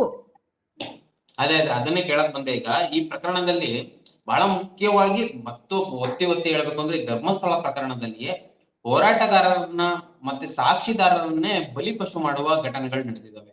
ಈಗಾಗಲೇ ಮಹೇಶ್ ಶೆಟ್ಟಿ ತಿಮ್ರೋಡಿ ಅವರಿಗೆ ಗಡೀಪಾರ ಆದೇಶ ಕೊಡ್ತಾರೆ. ಗಿರೀಶ್ ಮಠಣ್ಣ, ಜಯಂತಿ ಮತ್ತೆ ನಿಮ್ಮ ಮೇಲೂ ಸಹ, ಎಲ್ಲರ ಮೇಲೂ ಸಹ ಈ ಕೇಸ್ಗಳನ್ನು ದಾಖಲಿಸಿದ್ದಾರೆ. ಅವ್ರ ಮೇಲೆ ಚಾರ್ಜ್ ಶೀಟ್ ಸಹ ಸಲ್ಲಿಸಿದ್ದಾರೆ. ಯಾಕೆ ಈ ರೀತಿಯಲ್ಲಿ ನಡೀತಾ ಇದೆ ಅಂದ್ರೆ ರಾಜ್ಯದಲ್ಲಿ ಸರ್ಕಾರ, ಕಾಂಗ್ರೆಸ್ ಸರ್ಕಾರ ಇದ್ದಾಗ್ಲೂ ಕೂಡ ಈ ರೀತಿಯ ಘಟನೆಗಳು ಯಾಕಾಗತ್ತೆ ಅನ್ಸುತ್ತೆ? ಅದೇ ನೋಡು ಹೇಳುದಲ್ಲ, ದೊಡ್ಡವರಿಗೊಂದು ನ್ಯಾಯ, ಚಿಕ್ಕವರಂತ ಹೇಳುದಿಲ್ಲ ನಾನು. ವ್ಯಕ್ತಿತ್ವದಲ್ಲಿ ನಮ್ಮ ಮಹೇಶ್ ಅಣ್ಣ, ಹೋರಾಟ ಟೀಮು ಎಲ್ಲರೂ ದೊಡ್ಡವರೇ. ಆದ್ರೆ ಬೇರೆ ರೀತಿಯಲ್ಲಿ ಉಳ್ಳವರು ಅಂತ ಹೇಳ್ತೇವಲ್ಲ, ಹಣವಿದ್ದವರಿಗೆ ನ್ಯಾಯ ಒಂದು, ಹಣ ಇಲ್ಲದವರಿಗೊಂದು ನ್ಯಾಯ. ನಾನು ಹೇಳುದು, ನಮ್ಗೆ ಕೇಸ್ ಹಾಕ್ತಾರೆ, ಕಾನೂನಿಗೆ ಗೌರವ ಕೊಟ್ಟು ಕೋರ್ಟಿಗೆ ಹೋಗ್ತೇವೆ. ಇವತ್ತು ನಾನು ಬ್ಯಾಂಗ್ಳೂರಲ್ಲಿದ್ದೇನೆ, ಕಂಟೆಂಪ್ಟ್ ಕೇಸಿಗೆ ಬಂದಿದ್ದೇನೆ ನಾನು. ನಮ್ಮ ಮೇಲೆಲ್ಲ 10 ಕೋಟಿ 5 ಕೋಟಿ ಕೇಸುಗಳು. ಯಾಕೆಂದ್ರೆ ಮಾತಾಡದೆ ಕೂತ್ರೆ, ನಾಯಕರು ಮಾತಾಡದೆ ಕೂತ್ರೆ, ನಾಯಕರ ಮೇಲೆ ಕೇಸ್ ಆದ್ರೆ ಎಲ್ಲ ಕಾರ್ಯಕರ್ತರು, ಎಲ್ಲ ಹೋರಾಟಗಾರರು ಸುಮ್ಮನೆ ಆಗ್ತಾರಂತ. ಇದು ಅವರ ತಪ್ಪು ತಿಳುವಳಿಕೆ. ಯಾಕೆಂದ್ರೆ ನಾಯಕರಲ್ಲಿ ಮಾತಾಡಿದ ಕೂಡಲೇ ಯಾರು ನಿಲ್ಲುವುದಿಲ್ಲ. ಇದು ಹೋರಾಟ ನಿರಂತರ, ಇದನ್ನು ಯಾರಿಂದೂ ನಿಲ್ಲಿಸ್ಲಿಕ್ಕೆ ಆಗುವುದಿಲ್ಲ. ಮಹೇಶ್ ಅಣ್ಣ 13 ವರ್ಷದಿಂದ ನಿರಂತರವಾಗಿ ಹೋರಾಟ ಬಂದಿದ್ರು, ಇದನ್ನು ಮುಂದೆ ಕೊಂಡೇ ಹೋಗುವವರು ತುಂಬಾ ಜನ ಇದ್ದಾರೆ. ಇವತ್ತು ಮಹೇಶ್ ಅಣ್ಣನ ಮೇಲೆ ಕೇಸ್ ಹಾಕುವಾಗ ನೋಡು, ಮಹಿಳೆಯರು ಎದ್ರು ಒಂದು ಕೊಂದವರು ಯಾರು ಅಂತ ಟೀಮ್ ಕಟ್ಟಿಕೊಂಡು ಯಾರ ಮೇಲೆ ಕೇಸ್ ಹಾಕ್ತಾರೆ? ಈಗ ಮಹೇಶಣ್ಣನ ಮೇಲೆ ಕೇಸ್ ಹಾಕ್ತಾರೆ, ಇದು ಮಹೇಶಣ್ಣ ಮುಂದಾಳತ್ವ ವಹಿಸಿದಾರಂತ? ಇಲ್ಲ, ಜನರು ಇನ್ನು ದೊಂಬಿ ಹೇಳ್ತಾರೆ. ಎಷ್ಟು ಜನರ ಮೇಲೆ ಕೇಸ್ ಹಾಕ್ಬೋದು? ಯಾಕೆಂದ್ರೆ ನಮ್ಮ ಮೇಲೆ ಕೇಸ್ ಹಾಕುವಾಗ ಇಡೀ ಮಾಧ್ಯಮಗಳು, ಯೂಟ್ಯೂಬರ್ಗಳು ಎಲ್ಲರ ಮೇಲೆ ಕೇಸ್ ಹಾಕ್ತಾರೆ. ಆದ್ರೆ end of the day serious ಆಗಿ ತಗೊಳ್ಳೋದು ನಮ್ಮನ್ನು ಮಾತ್ರ. ಎಷ್ಟೋ ಈಗ ನಮ್ಮ ಒಟ್ಟಿಗೆ ಮೊನ್ನೆ ಒಂದು ಲಿಸ್ಟ್ ಅಲ್ಲಿ 300-325 ಜನರ ಲಿಸ್ಟ್ ಬಂದ್ರು ಸಹ ನಮ್ಮ ಮೇಲೆ ಸೀರಿಯಸ್ ಆಗಿ ಆಕ್ಷನ್ ತಗೊಳ್ತಾ ಇದ್ದಾರೆ. ಆದ್ರೆ ಆ ಮಾಧ್ಯಮದ ಮೇಲೆ ಯಾಕೆ ಸೀರಿಯಸ್ ಆಗಿ ಆಕ್ಷನ್ ತಗೊಳ್ತಾ ಇಲ್ಲ? ಮಹೇಶ್ ಅಣ್ಣನ ಮೇಲೆ ಸುಳ್ಳು ಕೇಸ್ ಹಾಕಿದ ಕೂಡಲೇ ಹೋರಾಟ ನಿಲ್ಲುವುದಿಲ್ಲ. ಅವ್ರಿಗೇನ ಇತ್ತು, ಅವರನ್ನು ಗಡೀಪಾರು ಮಾಡಿದ್ರೆ ಇಲ್ಲಿ ಎದುರು ಎಲ್ಲ ಕೂತ್ಕೊಳ್ತಾರೆ, ಅಥವಾ ಇನ್ನೊಂದು ಕೇಸ್ ಹೇಳಿದ, ಒಂದು ಗನ್ ಕೇಸ್, ಶಸ್ತ್ರಾಸ್ತ್ರದ ಕೇಸ್, ಆ ಕೇಸ್ ಹಾಕಿದ್ರೆ ಸುಮ್ಮನೆ ಕೂತ್ಕೊಳ್ತಾರೆ ಅಂತ. ಮಹೇಶ್ ಅಣ್ಣ ಎಷ್ಟೋ ಕೇಸುಗಳನ್ನು ನೋಡಿ ಬಂದವರು. ಓರ್ವ ಮಹಿಳೆಯಾಗಿ ನಾನು ಹೇಳ್ತೇನೆ, ಸೌಜನ್ಯ ಹೋರಾಟಕ್ಕೆ ಬಂದು ನಾನು ಈ ಕೇಸುಗಳನ್ನು ನೋಡಿದಲ್ಲ. ಹೋರಾಟಕ್ಕೆ ಹೋಗುವಾಗ ಬೇಕಾದಷ್ಟು ಕೇಸುಗಳು ನಮ್ಮ ಮೇಲೆ ಬೀಳ್ತದೆ. ಈಗಲೂ ಹೋಗ್ತೇನೆ, ನಮ್ಮ ಮಂಗಳೂರಲ್ಲಿ 5-6 ಕೇಸುಗಳುಂಟು ಡೆಫಾಮೇಶನ್. ಅದರಲ್ಲಿ ಭಯ ಪಡುವವರು ಇಲ್ಲ. ನಾವು ಯಾರು ಸತ್ಯಕ್ಕೆ ಹೋರಾಟಕ್ಕೆ ಬಂದಿದ್ದೇವೆ, ಭಯ ಯಾಕೆ? ದುಷ್ಟರಿಗೆ ಇಷ್ಟು ಅಹಂಕಾರ ಇರುವಾಗ ನಿಷ್ಠರಿಗೆ ನಮ್ಮ ನಿಯತ್ತು ನಾವು ತೋರಿಸ್ಬೇಕಲ್ಲ. ಅದ್ರಲ್ಲಿ ಏನಿಲ್ಲ. ಕಾನೂನಿ ಹೇಳಿ ಮೇಡಮ್, ನೀವು ಈ ಹಿಂದೆ ಹಿಂದುತ್ವದ ಸಂಘಟನೆಯಲ್ಲಿ ಇದ್ದೀರಿ ಅಲ್ವಾ ಮೇಡಮ್? ಹಿಂದುತ್ವದ ಸಂಘಟನೆಗಳಲ್ಲಿ ಗುರುತಿಸ್ಕೊಂಡವರು ನೀವು. ಅಂದ್ರೆ ದಕ್ಷಿಣ ಕನ್ನಡ ಭಾಗದಲ್ಲಿ ಈ ಸೌಜನ್ಯ ಒಬ್ಬ ಹಿಂದೂ ಹೆಣ್ಮಗಳು ಸಾವಾಗಿದೆ. ಮತ್ತೆ ಅಲ್ಲಿ ಕೇವಲ ಸೌಜನ್ಯ ಅಲ್ಲ, ಯಮುನಾ, ನಾರಾಯಣ, ವೇದವಲ್ಲಿ, ಪದ್ಮಲತಾ, ಈ ರೀತಿ ಹಲವಾರು ಸಾವುಗಳಾಗಿದೆ. ಅನ್ಯಾಚುರಲ್ ಡೆತ್ ರಿಪೋರ್ಟ್ ಸಹ ಇದೆ. ಯಾಕೆ ಹಿಂದುತ್ವ ಸಂಘಟನೆಗಳು ಯಾಕೆ ಬರ್ತಾ ಇಲ್ಲ? ಈಗ ಅವರು ಹಿಂದೂ ಮುಸ್ಲಿಂ ಅಂದ್ರೆ ಮಾತ್ರ ಬರುವ ಈ ಸಂಘಟನೆಗಳು, ಅದರಲ್ಲೂ ಏನು RSS ಅಂತಹ ಒಂದು ಸಂಘಟನೆ ಈಗ ಯಾಕೆ ಬರ್ತಾ ಇಲ್ಲ ಅಂತ ಅನ್ಸುತ್ತೆ ನಿಮ್ಗೆ? ನೋಡಿ, ಹಿಂದುತ್ವ ಅಂತ ಸಂಘಟನೆ ಹೇಳಿಕೊಂಡು ಹಿಂದುತ್ವವನ್ನು, ಹಿಂದೂ ಧರ್ಮವನ್ನು ಯಾವ ಸಂಘಟನೆಗಳಿಗೂ ನಾವು ದತ್ತು ಕೊಡ್ಲಿಲ್ಲ. ನಾವು ನೈಜ ಹಿಂದುತ್ವ ಹೋರಾಟಗಾರರು. ಮಹೇಶಣ್ಣನ ಒಂದು ಟೀಮ್ ಉಂಟು, ರಾಷ್ಟ್ರೀಯ ಜಾಗರಣಾ ವೇದಿಕೆ ಅಂತ. ಹಿಂದುತ್ವವೇ ನಮ್ದು ಜೀವಾಳ. ಅವರು ಯಾರು ಹಿಂದುತ್ವವನ್ನು ಯಾರಿಗೂ ಮಾರಿಕೊಡ್ಲಿಲ್ಲ. ಆದ್ರೆ ನೋವಾಗುವುದು, ತಾನು ಹಿಂದುತ್ವ ಹೇಳಿಕೊಂಡು ಕೇವಲ ಯಾರಾದ್ರೂ ಬೇರೆ ಧರ್ಮದವರು ಮಾತ್ರ ಬರುವಾಗ ನಿಮ್ಮ ಹಿಂದುತ್ವವನ್ನು ತೋರಿಸಬೇಡಿ. ನೀವು ಹೇಳಿದಾಗೆ ಸೌಜನ್ಯ ಒಂದು ಹಿಂದೂ ಹುಡುಗಿ ಅಂತ ತುಂಬಾ ಹಿಂದೂ ಹುಡುಗಿಯರಿದ್ದಾರೆ. ಉದಾಹರಣೆಗೆ ಮೊನ್ನೆ ಪುತ್ತೂರಲ್ಲಿ ಒಂದು ಘಟನೆ ಆಯ್ತು. ನಾನು ಹೋಗಿದೆ ಒಂದು ಹುಡುಗಿಗೆ ಅನ್ಯಾಯ ಆದಾಗ. ಯಾವ ಹಿಂದುತ್ವ ವೇಷಧಾರಿಗಳು ಅಲ್ಲಿ ಬರ್ಲಿಲ್ಲ. ಯಾಕೆಂದ್ರೆ ಮೊದ್ಲು ಕಾಂಪ್ರಮೈಸ್ ಮಾಡ್ಲಿಕ್ಕೆ ಬರ್ತಾರೆ, ಮತ್ತೆ ನಡೆಯುವುದಿಲ್ಲ ಹೇಳುವಾಗ ಸುಮ್ಮನೆ ಕೂತ್ಕೊಳ್ತಾರೆ. ನನ್ಗೆ ಅವರನ್ನು ಮಾತಾಡುವ ಅವಶ್ಯಕತೆನೂ ನನಗೆ ಇಲ್ಲ, ನಾವ್ ಯಾರು ಅವರನ್ನು ಡಿಪೆಂಡ್ ಆಗ್ಲಿಲ್ಲ. ಆದ್ರೆ ನೀವು ಹಿಂದುತ್ವದ ಸಂಘಟನೆಯಲ್ಲಿ ಇದ್ದೀರಿ ಹೇಳುವಾಗ, ನಾನು ಹಿಂದುತ್ವದ ಸಂಘಟನೆಯಲ್ಲಿ ಮಾತ್ರ ಅಲ್ಲ, ನಾನು ಮೊದಲೇ ಹೇಳಿದ್ದೇನೆ, ನನ್ನ ಗಂಡಸ ಒಬ್ರು RSS ನಲ್ಲಿ ಶಿಕ್ಷಕರಾಗಿದ್ದವರು, ಹಾಗೂ ನಾನು ತಳಮಟ್ಟದಲ್ಲಿ ಬಂದವಳು. ಅಲ್ಲದೆ ನಾನು ಮಹಿಳಾ ಮೋರ್ಚಾದಲ್ಲಿ, ರಾಷ್ಟ್ರೀಯ ಪಕ್ಷದ ಒಂದು ಮಹಿಳಾ ಮೋರ್ಚಾದಲ್ಲಿ ಅಧ್ಯಕ್ಷೆ ಆಗಿದ್ದವಳು. ನಾನು 2012ರಲ್ಲಿ ಬಿಜೆಪಿಯ ಮಹಿಳಾ ಮೋರ್ಚಾದ ಅಧ್ಯಕ್ಷೆ ಆಗಿದ್ದವಳು. ನನ್ಗೆ ಈ ಒಂದು ಸೌಜನ್ಯನ ಈ ಒಂದು ಅತ್ಯಾಚಾರ ಕೊಲೆಯ ಬಗ್ಗೆ ತಿಳಿದಾಗ ಒಂದು ಮಾಧ್ಯಮ ನನ್ನನ್ನು ಬನ್ನಿ ಮಾತಾಡಿ ಅಂತ ಹೇಳುವಾಗ, ನಾನು ಮೊದಲೇ ಹೇಳಿದೆ, ನಾನು ಯಾವ್ಯಾವ ಮಾಧ್ಯಮದಲ್ಲಿ ಸ್ಪಷ್ಟೀಕರಣ ಇಲ್ಲದೆ ಅಲ್ಲಿ ನೋಡದೆ ನಾನು ಮಾತಾಡುದಿಲ್ಲ ಅಂತ ಹೇಳುವಾಗ, ನಾನು ಅವತ್ತು ಸೌಜನ್ಯನ ಮನೆಗೆ ಹೋಗಿದ್ದೆ 2012ರಲ್ಲಿ. ಹೋದ ನಂತರ ನಾನು ಮಾಧ್ಯಮದಲ್ಲಿ ಬಂದು ಕೂತು ಮಾತಾಡಿದೆ. ಯಾಕೆಂದ್ರೆ ನಾನೊಂದು ಹೆಣ್ಣಾಗಿ, ನಾನೊಂದು ಅನ್ನ ತಿನ್ನುವಳಿಗೆ 13 ವರ್ಷಕ್ಕೂ ಈಗಕ್ಕೂ ತುಂಬಾ ವ್ಯತ್ಯಾಸವಿತ್ತು. 13 ವರ್ಷದಲ್ಲಿ ಅದೇ ಮಾರ್ಗದಲ್ಲಿ ನಿಂತು ನೋಡುವಾಗ ಸೌಜನ್ಯನ ಈ ಒಂದು ಬಾಡಿಯನ್ನು ಎಲ್ಲಿ ಬಿಸಾಡಿದಾರ, ಮಾರ್ಗಕ್ಕೆ ಸರಿ ಕಾಣ್ತಾ ಇತ್ತು. ಮುಟ್ಟಾಳರಿಗೂ ಅರ್ಥ ಆಗ್ತದೆ. 4:15 ಗಂಟೆಗೆ ಯಾವನ ಒಬ್ಬನನ್ನು ಎತ್ತಿಕೊಂಡು ಅಲ್ಲಿ ತೋಡಲ್ಲಿ ಇಳಿದು ಅಲ್ಲಿ ಹೋಗಿ ಅತ್ಯಾಚಾರ ಮಾಡಿ ಬಿಸಾಡುವಾಗ ರೋಡಲ್ಲಿ ಇದ್ದವರಿಗೆ ಅಲ್ಲಿ ಕಾಣ್ತದೆ. 13 ವರ್ಷದ ಮೊದಲು ಆ ಚಿಕ್ಕ ಚಿಕ್ಕ ಗಿಡ ಇತ್ತು, 13 ವರ್ಷದಲ್ಲಿ ಈಗ ಸ್ವಲ್ಪ ದಟ್ಟವಾಗಿ ಬೆಳೆದಿದೆ. ಆವತ್ತೇ ನಾನು ಅದನ್ನು ಮಾಧ್ಯಮದಲ್ಲಿ ಹೇಳಿದ್ದೇನೆ, ಒಬ್ಬನಿಗೆ ಅಂತೂ ಖಂಡಿತ 4:15 ಗಂಟೆಗೆ ಅವಳನ್ನು ಎತ್ತಿಕೊಂಡು ಹೋಗಿ ಅಲ್ಲಿ ಅತ್ಯಾಚಾರ ಮಾಡಿ ಬಿಸಾಡ್ಲಿಕ್ಕೆ ಆಗುದಿಲ್ಲ ಅಂತ ನಾನು ಆವತ್ತೇ ಸ್ಟೇಟ್ಮೆಂಟ್ ಕೊಟ್ಟವಳು. ಆವತ್ತು ನಮ್ಗೆ ಮಾತಾಡ್ಲಿಕ್ಕೆ ಆಗ್ಲಿಲ್ಲ. ನಾನೊಂದು ರಾಜಕೀಯ ಪಕ್ಷದಲ್ಲಿ ಇರುವಾಗ ಅಲ್ಲಿ ನಮ್ಗೆ ಇಷ್ಟ ಬಂದಾಗೆ ಮಾಡ್ಲಿಕ್ಕೆ ಆಗುದಿಲ್ಲ. ನಾನು ಓರ್ವ ಸಾಮಾಜಿಕ ಹೋರಾಟಗಾರ್ತಿ ಆಗಿದ್ರು ಸಹ ಒಂದು ಪಕ್ಷದ ಒಂದು ಅಡಿಯಲ್ಲಿ ಕೆಲಸ ಮಾಡುವಾಗ ನಮ್ಗೆ ಹೋಗ್ಲಿಕ್ಕೆ ಆಗುದಿಲ್ಲ, ನಮ್ಮ ಹಿರಿಯರು ಇರ್ತಾರೆ. ಆವತ್ತು ನನ್ಗೆ ನೋವಾಗಿತ್ತು, ನಾನು ಇದಕ್ಕೆ ಜೋಡಣೆ ಆಗ್ಲಿಲ್ಲ ಅಂತ. ಯಾವಾಗ ನಾನು 2013ರಲ್ಲಿ ಪಕ್ಷಕ್ಕೆ ರಿಸೈನ್ ಕೊಟ್ಟು ಬಂದ, ಆವಾಗ 2000 ಆ ನಂತರ ಎಲ್ಲ ಹೋರಾಟಗಳು ನಿಂತಿತ್ತು, ಕೇಸ್ ಎಲ್ಲ ಕೋರ್ಟಿಗೆ ಹೋಗಿತ್ತು. ಯಾವಾಗ ಸಂತೋಷ್ ರಾವ್ ನಿರಪರಾಧಿ ಅಂತ ಸಾಬೀತಾಯ್ತಾ, ನಾನು ವಿಠಲ್ ಗೌಡ್ರಿಗೆ ಕರೆ ಮಾಡಿ ಇನ್ನು ನಾನು ನಿಮ್ಮ ಜೊತೆ ಇದ್ದೇನೆ ಅಂತ ಹೇಳಿದಾಗ, ಮೊದಲೇದಾಗಿ ಮಹೇಶಣ್ಣನ ಜೊತೆ ನಾನು ಮಂಗಳೂರಲ್ಲಿ ಒಂದು ಪ್ರೆಸ್ ಮೀಟಿಗೆ ಕೂತವಳು, ನಿಮ್ ಜೊತೆ ನಾನು ಇದ್ದೇನಂತ. ಆ ನಂತರ ಮಂಗಳೂರಲ್ಲಿ ಒಂದು ಸಭೆನೂ ಮಾಡಿದೆ ಕದ್ರಿಯಲ್ಲಿ ಆಗಸ್ಟ್ 20ರಂದು 2023ರಲ್ಲಿ. ಆ ನಂತರ ಹೋರಾಟಕ್ಕೆ ನಾನು ಮಹೇಶಣ್ಣನ ಜೊತೆ ಬಂದೆ. ಮೇಡಮ್, ಈಗ ಚಿನ್ನಯ್ಯ ಒಂದು ಬುರುಡೆ ತಂದ, ಅದಾದ ನಂತರ 39/2025 ಅಲ್ಲಿ ಕೇಸ್ ರಿಜಿಸ್ಟರ್ ಆಯ್ತು, ಮತ್ತೆ ಒಂದು ಸ್ಟೇಟ್ಮೆಂಟ್ ಕೊಟ್ಟ ಚಿನ್ನಯ್ಯ. ಬಹಳ ಮುಖ್ಯವಾಗಿ SIT ರಚನೆ ಆಗಿತ್ತು ಮಹಿಳಾ ಆಯೋಗದ ಪತ್ರದಿಂದ. ಈಗ ನೀವುಗಳೆಲ್ಲ ಸೇರ್ಕೊಂಡು, ಮಹಿಳೆಯರೇ ಸೇರ್ಕೊಂಡು ಈಗ ಕೊಂದವರು ಯಾರು ಅನ್ನುವ ಪ್ರಶ್ನೆಯನ್ನ ಇಟ್ಕೊಂಡು ಈಗ ದೊಡ್ಡ ಸಮಾವೇಶ ಮಾಡ್ಲಿಕ್ಕೆ ಹೊರಟಿದ್ದೀರಾ. ಅದಾದ ನಂತರದಲ್ಲಿ ಒಂದು ರಾಜ್ಯದಲ್ಲಿ ಬೇರೆ ರೀತಿ ಬೆಳವಣಿಗೆ ಆಯ್ತು. ಯಾವ ರೀತಿ ಅಂದ್ರೆ, ಇದೊಂದು ಬುರುಡೆ ಪ್ರಕರಣ ಅಂತ ಮಾಧ್ಯಮಗಳೆಲ್ಲ ಸೃಷ್ಟಿ ಮಾಡ್ಲಿಕ್ಕೆ ಶುರು ಮಾಡಿದ್ವು. ಬಹುತೇಕ ಜನರಿಗೆ ಅದೇ ನಾನು ಆಗ್ಲೇ ಕೇಳಿದ ಪ್ರಶ್ನೆ ರೀತಿಯಲ್ಲಿ ದಿಕ್ ತಪ್ಪಿಸಿದ್ರು. ಈಗ ನಿಮ್ಮ ಆಂದೋಲನವನ್ನು ಸಹ ಒಂದು ಬುರುಡೆ ಗ್ಯಾಂಗ್ ಇದು ಅಂತ ಏನಾದ್ರು ಹೇಳಿದ್ರೆ ನೀವೇನ್ ಮಾಡ್ತೀರಾ? ಬುರುಡೆ ಹೇಳಿ ತಾತ್ಸಾರ ಮಾಡುದು ಬೇಡ. ಈ ಬುರುಡೆಯನ್ನೇ ಹಿಡ್ಕೊಂಡು ಮಾಧ್ಯಮದಲ್ಲಿ ಅದನ್ನು ರಬ್ಬರ್ ಸ್ಟ್ಯಾಂಪ್ನಾಗಿ ಎಳ್ದು ಈ ಬುರುಡೆಯಿಂದಲೇ ಹಣ ಮಾಡ್ಲಿಕ್ಕೆ ಹೊರಟವರು ಮಾಧ್ಯಮದವರು, ನಾವು ಹೋರಾಟಗಾರರಲ್ಲ. ಯಾವತ್ತು ಇವರು ಮಾತಾಡುದು ಸೌಜನ್ಯ ಪ್ರಕರಣದಲ್ಲಿ ಹೋರಾಟಗಾರರು ಸಭೆ ಮಾಡಿಕೊಂಡು ಹಣ ಮಾಡ್ಲಿಕ್ಕೆ ಹೊರಟಿದ್ದಾರೆ ಅಂತ. ಈಗ ನಾನು ಹೇಳ್ತೇನೆ, ಈ ಒಂದು ಪ್ರಕರಣವನ್ನು ಹಿಡ್ಕೊಂಡು, ಸೌಜನ್ಯ ಪ್ರಕರಣ, ಬುರುಡೆ ಪ್ರಕರಣ ಹಿಡ್ಕೊಂಡು ಹಣ ಮಾಡ್ಲಿಕ್ಕೆ ಹೊರಟವರು ಯಾರಂತ ನಮ್ಗೆ ಗೊತ್ತಾಗ್ತದೆ.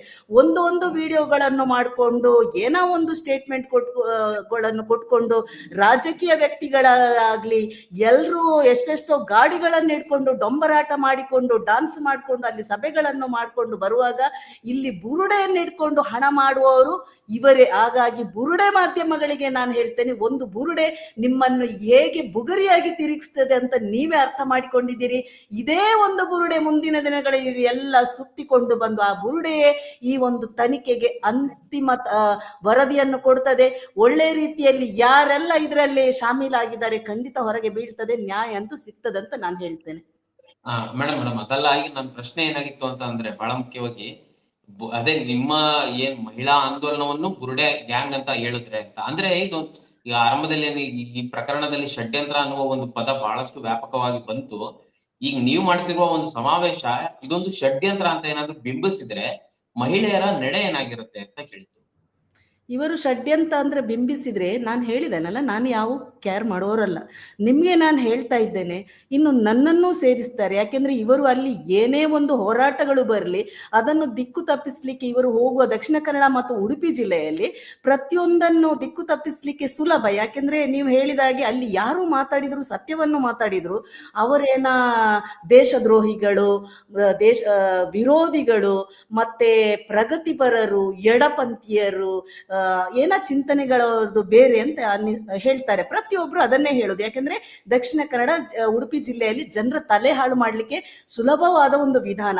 ಇವತ್ತು ನಾನು ಈ ಒಂದು ಕೊಂದವರ ಒಂದು ಹೋರಾಟದ ವೇದಿಕೆಯಲ್ಲಿ ಸೇರ್ಕೊಂಡಿದ್ದೇನೆ. ನಾನು ಓರ್ವ ಮಹಿಳೆಯಾಗಿ, ತಾಯಿಯಾಗಿ, ಹೋರಾಟಗಾರ್ತಿಯಾಗಿ. ಇಲ್ಲಿ ಯಾವುದು ಚಿಂತನೆಗಳು, ನಮ್ದೆಲ್ಲರ ಚಿಂತನೆಗಳು ಒಂದೇ. ಯಾಕೆಂದ್ರೆ ಕೊಂದವರು ಯಾರು, ಇಲ್ಲಿ ಸೌಜನ್ಯ ಅತ್ಯಾಚಾರ ಕೊಲೆ ಆಗಿದೆ, ಪದ್ಮಲತಾಳದು ಆಗಿದೆ, ವೇದವಲ್ಲಿದು ಆಗಿದೆ, ಆನೆ ಮಾವುತ ನಾರಾಯಣ ಮತ್ತು ಯಮುನಂದಾಗಿದೆ. ಸರಿ, ಅವರೆಲ್ಲ ಇಲ್ಲಿ ಅಡಗಿ ಕೂತಿದಾರಾ ಅಥವಾ ನಾವೇನಾದ್ರೂ ತಪ್ಪಿಸಿ ಕೂತ್ಕೊಳಿಸಿದೇವಾ?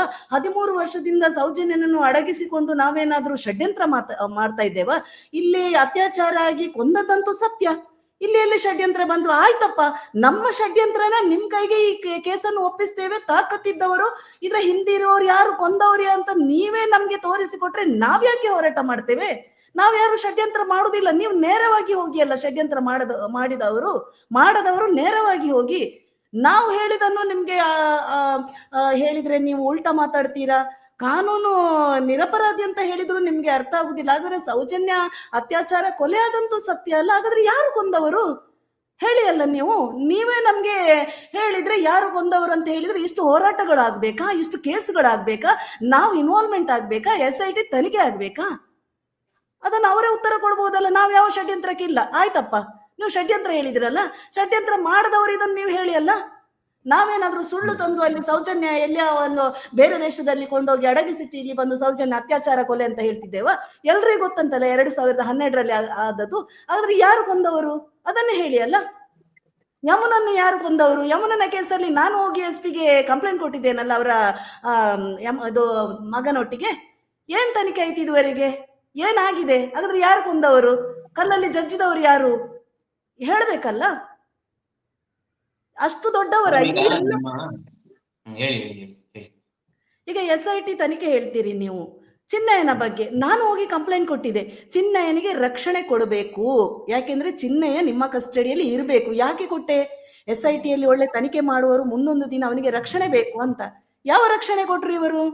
ಏನ್ ರಕ್ಷಣೆ ಕೊಟ್ರು? ನನಗೆ ಆಗ್ಲೇ ಡೌಟ್ ಇತ್ತು. ಮೊದ್ಲೇ ಹೋಗಿ ನಾನೊಂದು ಕಂಪ್ಲೇಂಟ್ ಕೊಟ್ಟಿದ್ದೆ, ಅವನಿಗೆ ರಕ್ಷಣೆ ಆಗ್ಬೇಕು. ಅವನೇ ಬಿಡಿ ರಕ್ಷಣೆ, ಅವನ ಹೆಂಡತಿಯನ್ನು ಮೊದ್ಲೇ ಹೋಗಿ ಮಾಧ್ಯಮಗಳು ಟಾರ್ಗೆಟ್ ಮಾಡಿ ಎಲ್ಲಾ ಮಾತನ್ನು ವೈರಲ್ ಮಾಡಿದ್ರು. ಹಾಗಾದ್ರೆ SIT ಅವರಿಗೆ ಅರ್ಥ ಆಗ್ಬೇಕಲ್ಲ. ಒಂದು ಗಂಡನನ್ನು ತಂದು ಇಲ್ಲಿ ಕಸ್ಟಡಿಗೆ ಎನ್ಕ್ವೈರಿ ಮಾಡುವಾಗ, SITಯಲ್ಲಿ ಎನ್ಕ್ವೈರಿ ಮಾಡುವಾಗ ಹೆಂಡತಿಗೂ ಆ ಮನೆಗೂ ಎಷ್ಟು ಇವರು ಪ್ರೊಟೆಕ್ಷನ್ ಕೊಡಬೇಕಿತ್ತು? ಎಲ್ಲಿ ಕೊಟ್ಟಿದ್ದಾರೆ? ಒಂದು ಕಡೆಯಿಂದ ಇಲ್ಲಿ ನಾಟಕ ಆಡುದು, ಇನ್ನೊಂದು ಕಡೆ ಅಲ್ಲಿ ಹೋಗಿ ಅವರು ಮಾಧ್ಯಮದವರೆಲ್ಲ ಅಲ್ಲಿ ಎಂಟ್ರಿ ತೆಗೆಯುವುದು.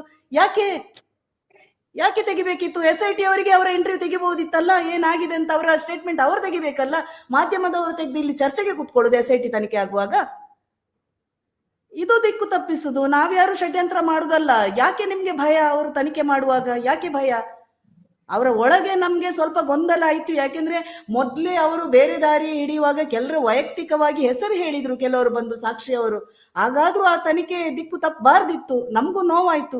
ಎಲ್ಲಿಗೆ ಹೋಗ್ತಾ ಉಂಟು ಇದು SIT ತನಿಖೆ ಅಂತ. ನಾವು ಹೋಗುವಾಗ ಸ್ವಾಗತ ಮಾಡ್ತಾರೆ. ಯಾರು ಅಲ್ಲಿ ಟಾರ್ಚರ್ ಕೊಟ್ಟಿದ್ದಾರೆ ನನಗೆ ಶಾಕ್ ಆಯ್ತು ಕೇಳಿ. ನಾವು ಹೋಗುವಾಗ ಸ್ವಾಗತ ಕೊಟ್ಟು ಮೇಡಮ್ ಬನ್ನಿ, ನಮ್ ಪರಿಚಯ ಆಗ್ಲಿಲ್ಲ ಅಂತ ಹೇಳುವಾಗ SIT ಎರಡು ಮುಖ ತೋರಿಸ್ತಾ ಉಂಟಾ? ನಾವು ಆಗ ಏನು ಮಾತಾಡ್ಲಿಕ್ಕಿಲ್ಲ. ಭಾರಿ ಒಳ್ಳೆ ಮಾಡಿದ್ದಾರೆ, ಒಳಗೆ ನಮ್ಮನ್ನು ವೆಲ್ಕಮ್ ಮಾಡ್ತಿದ್ದಾರೆ.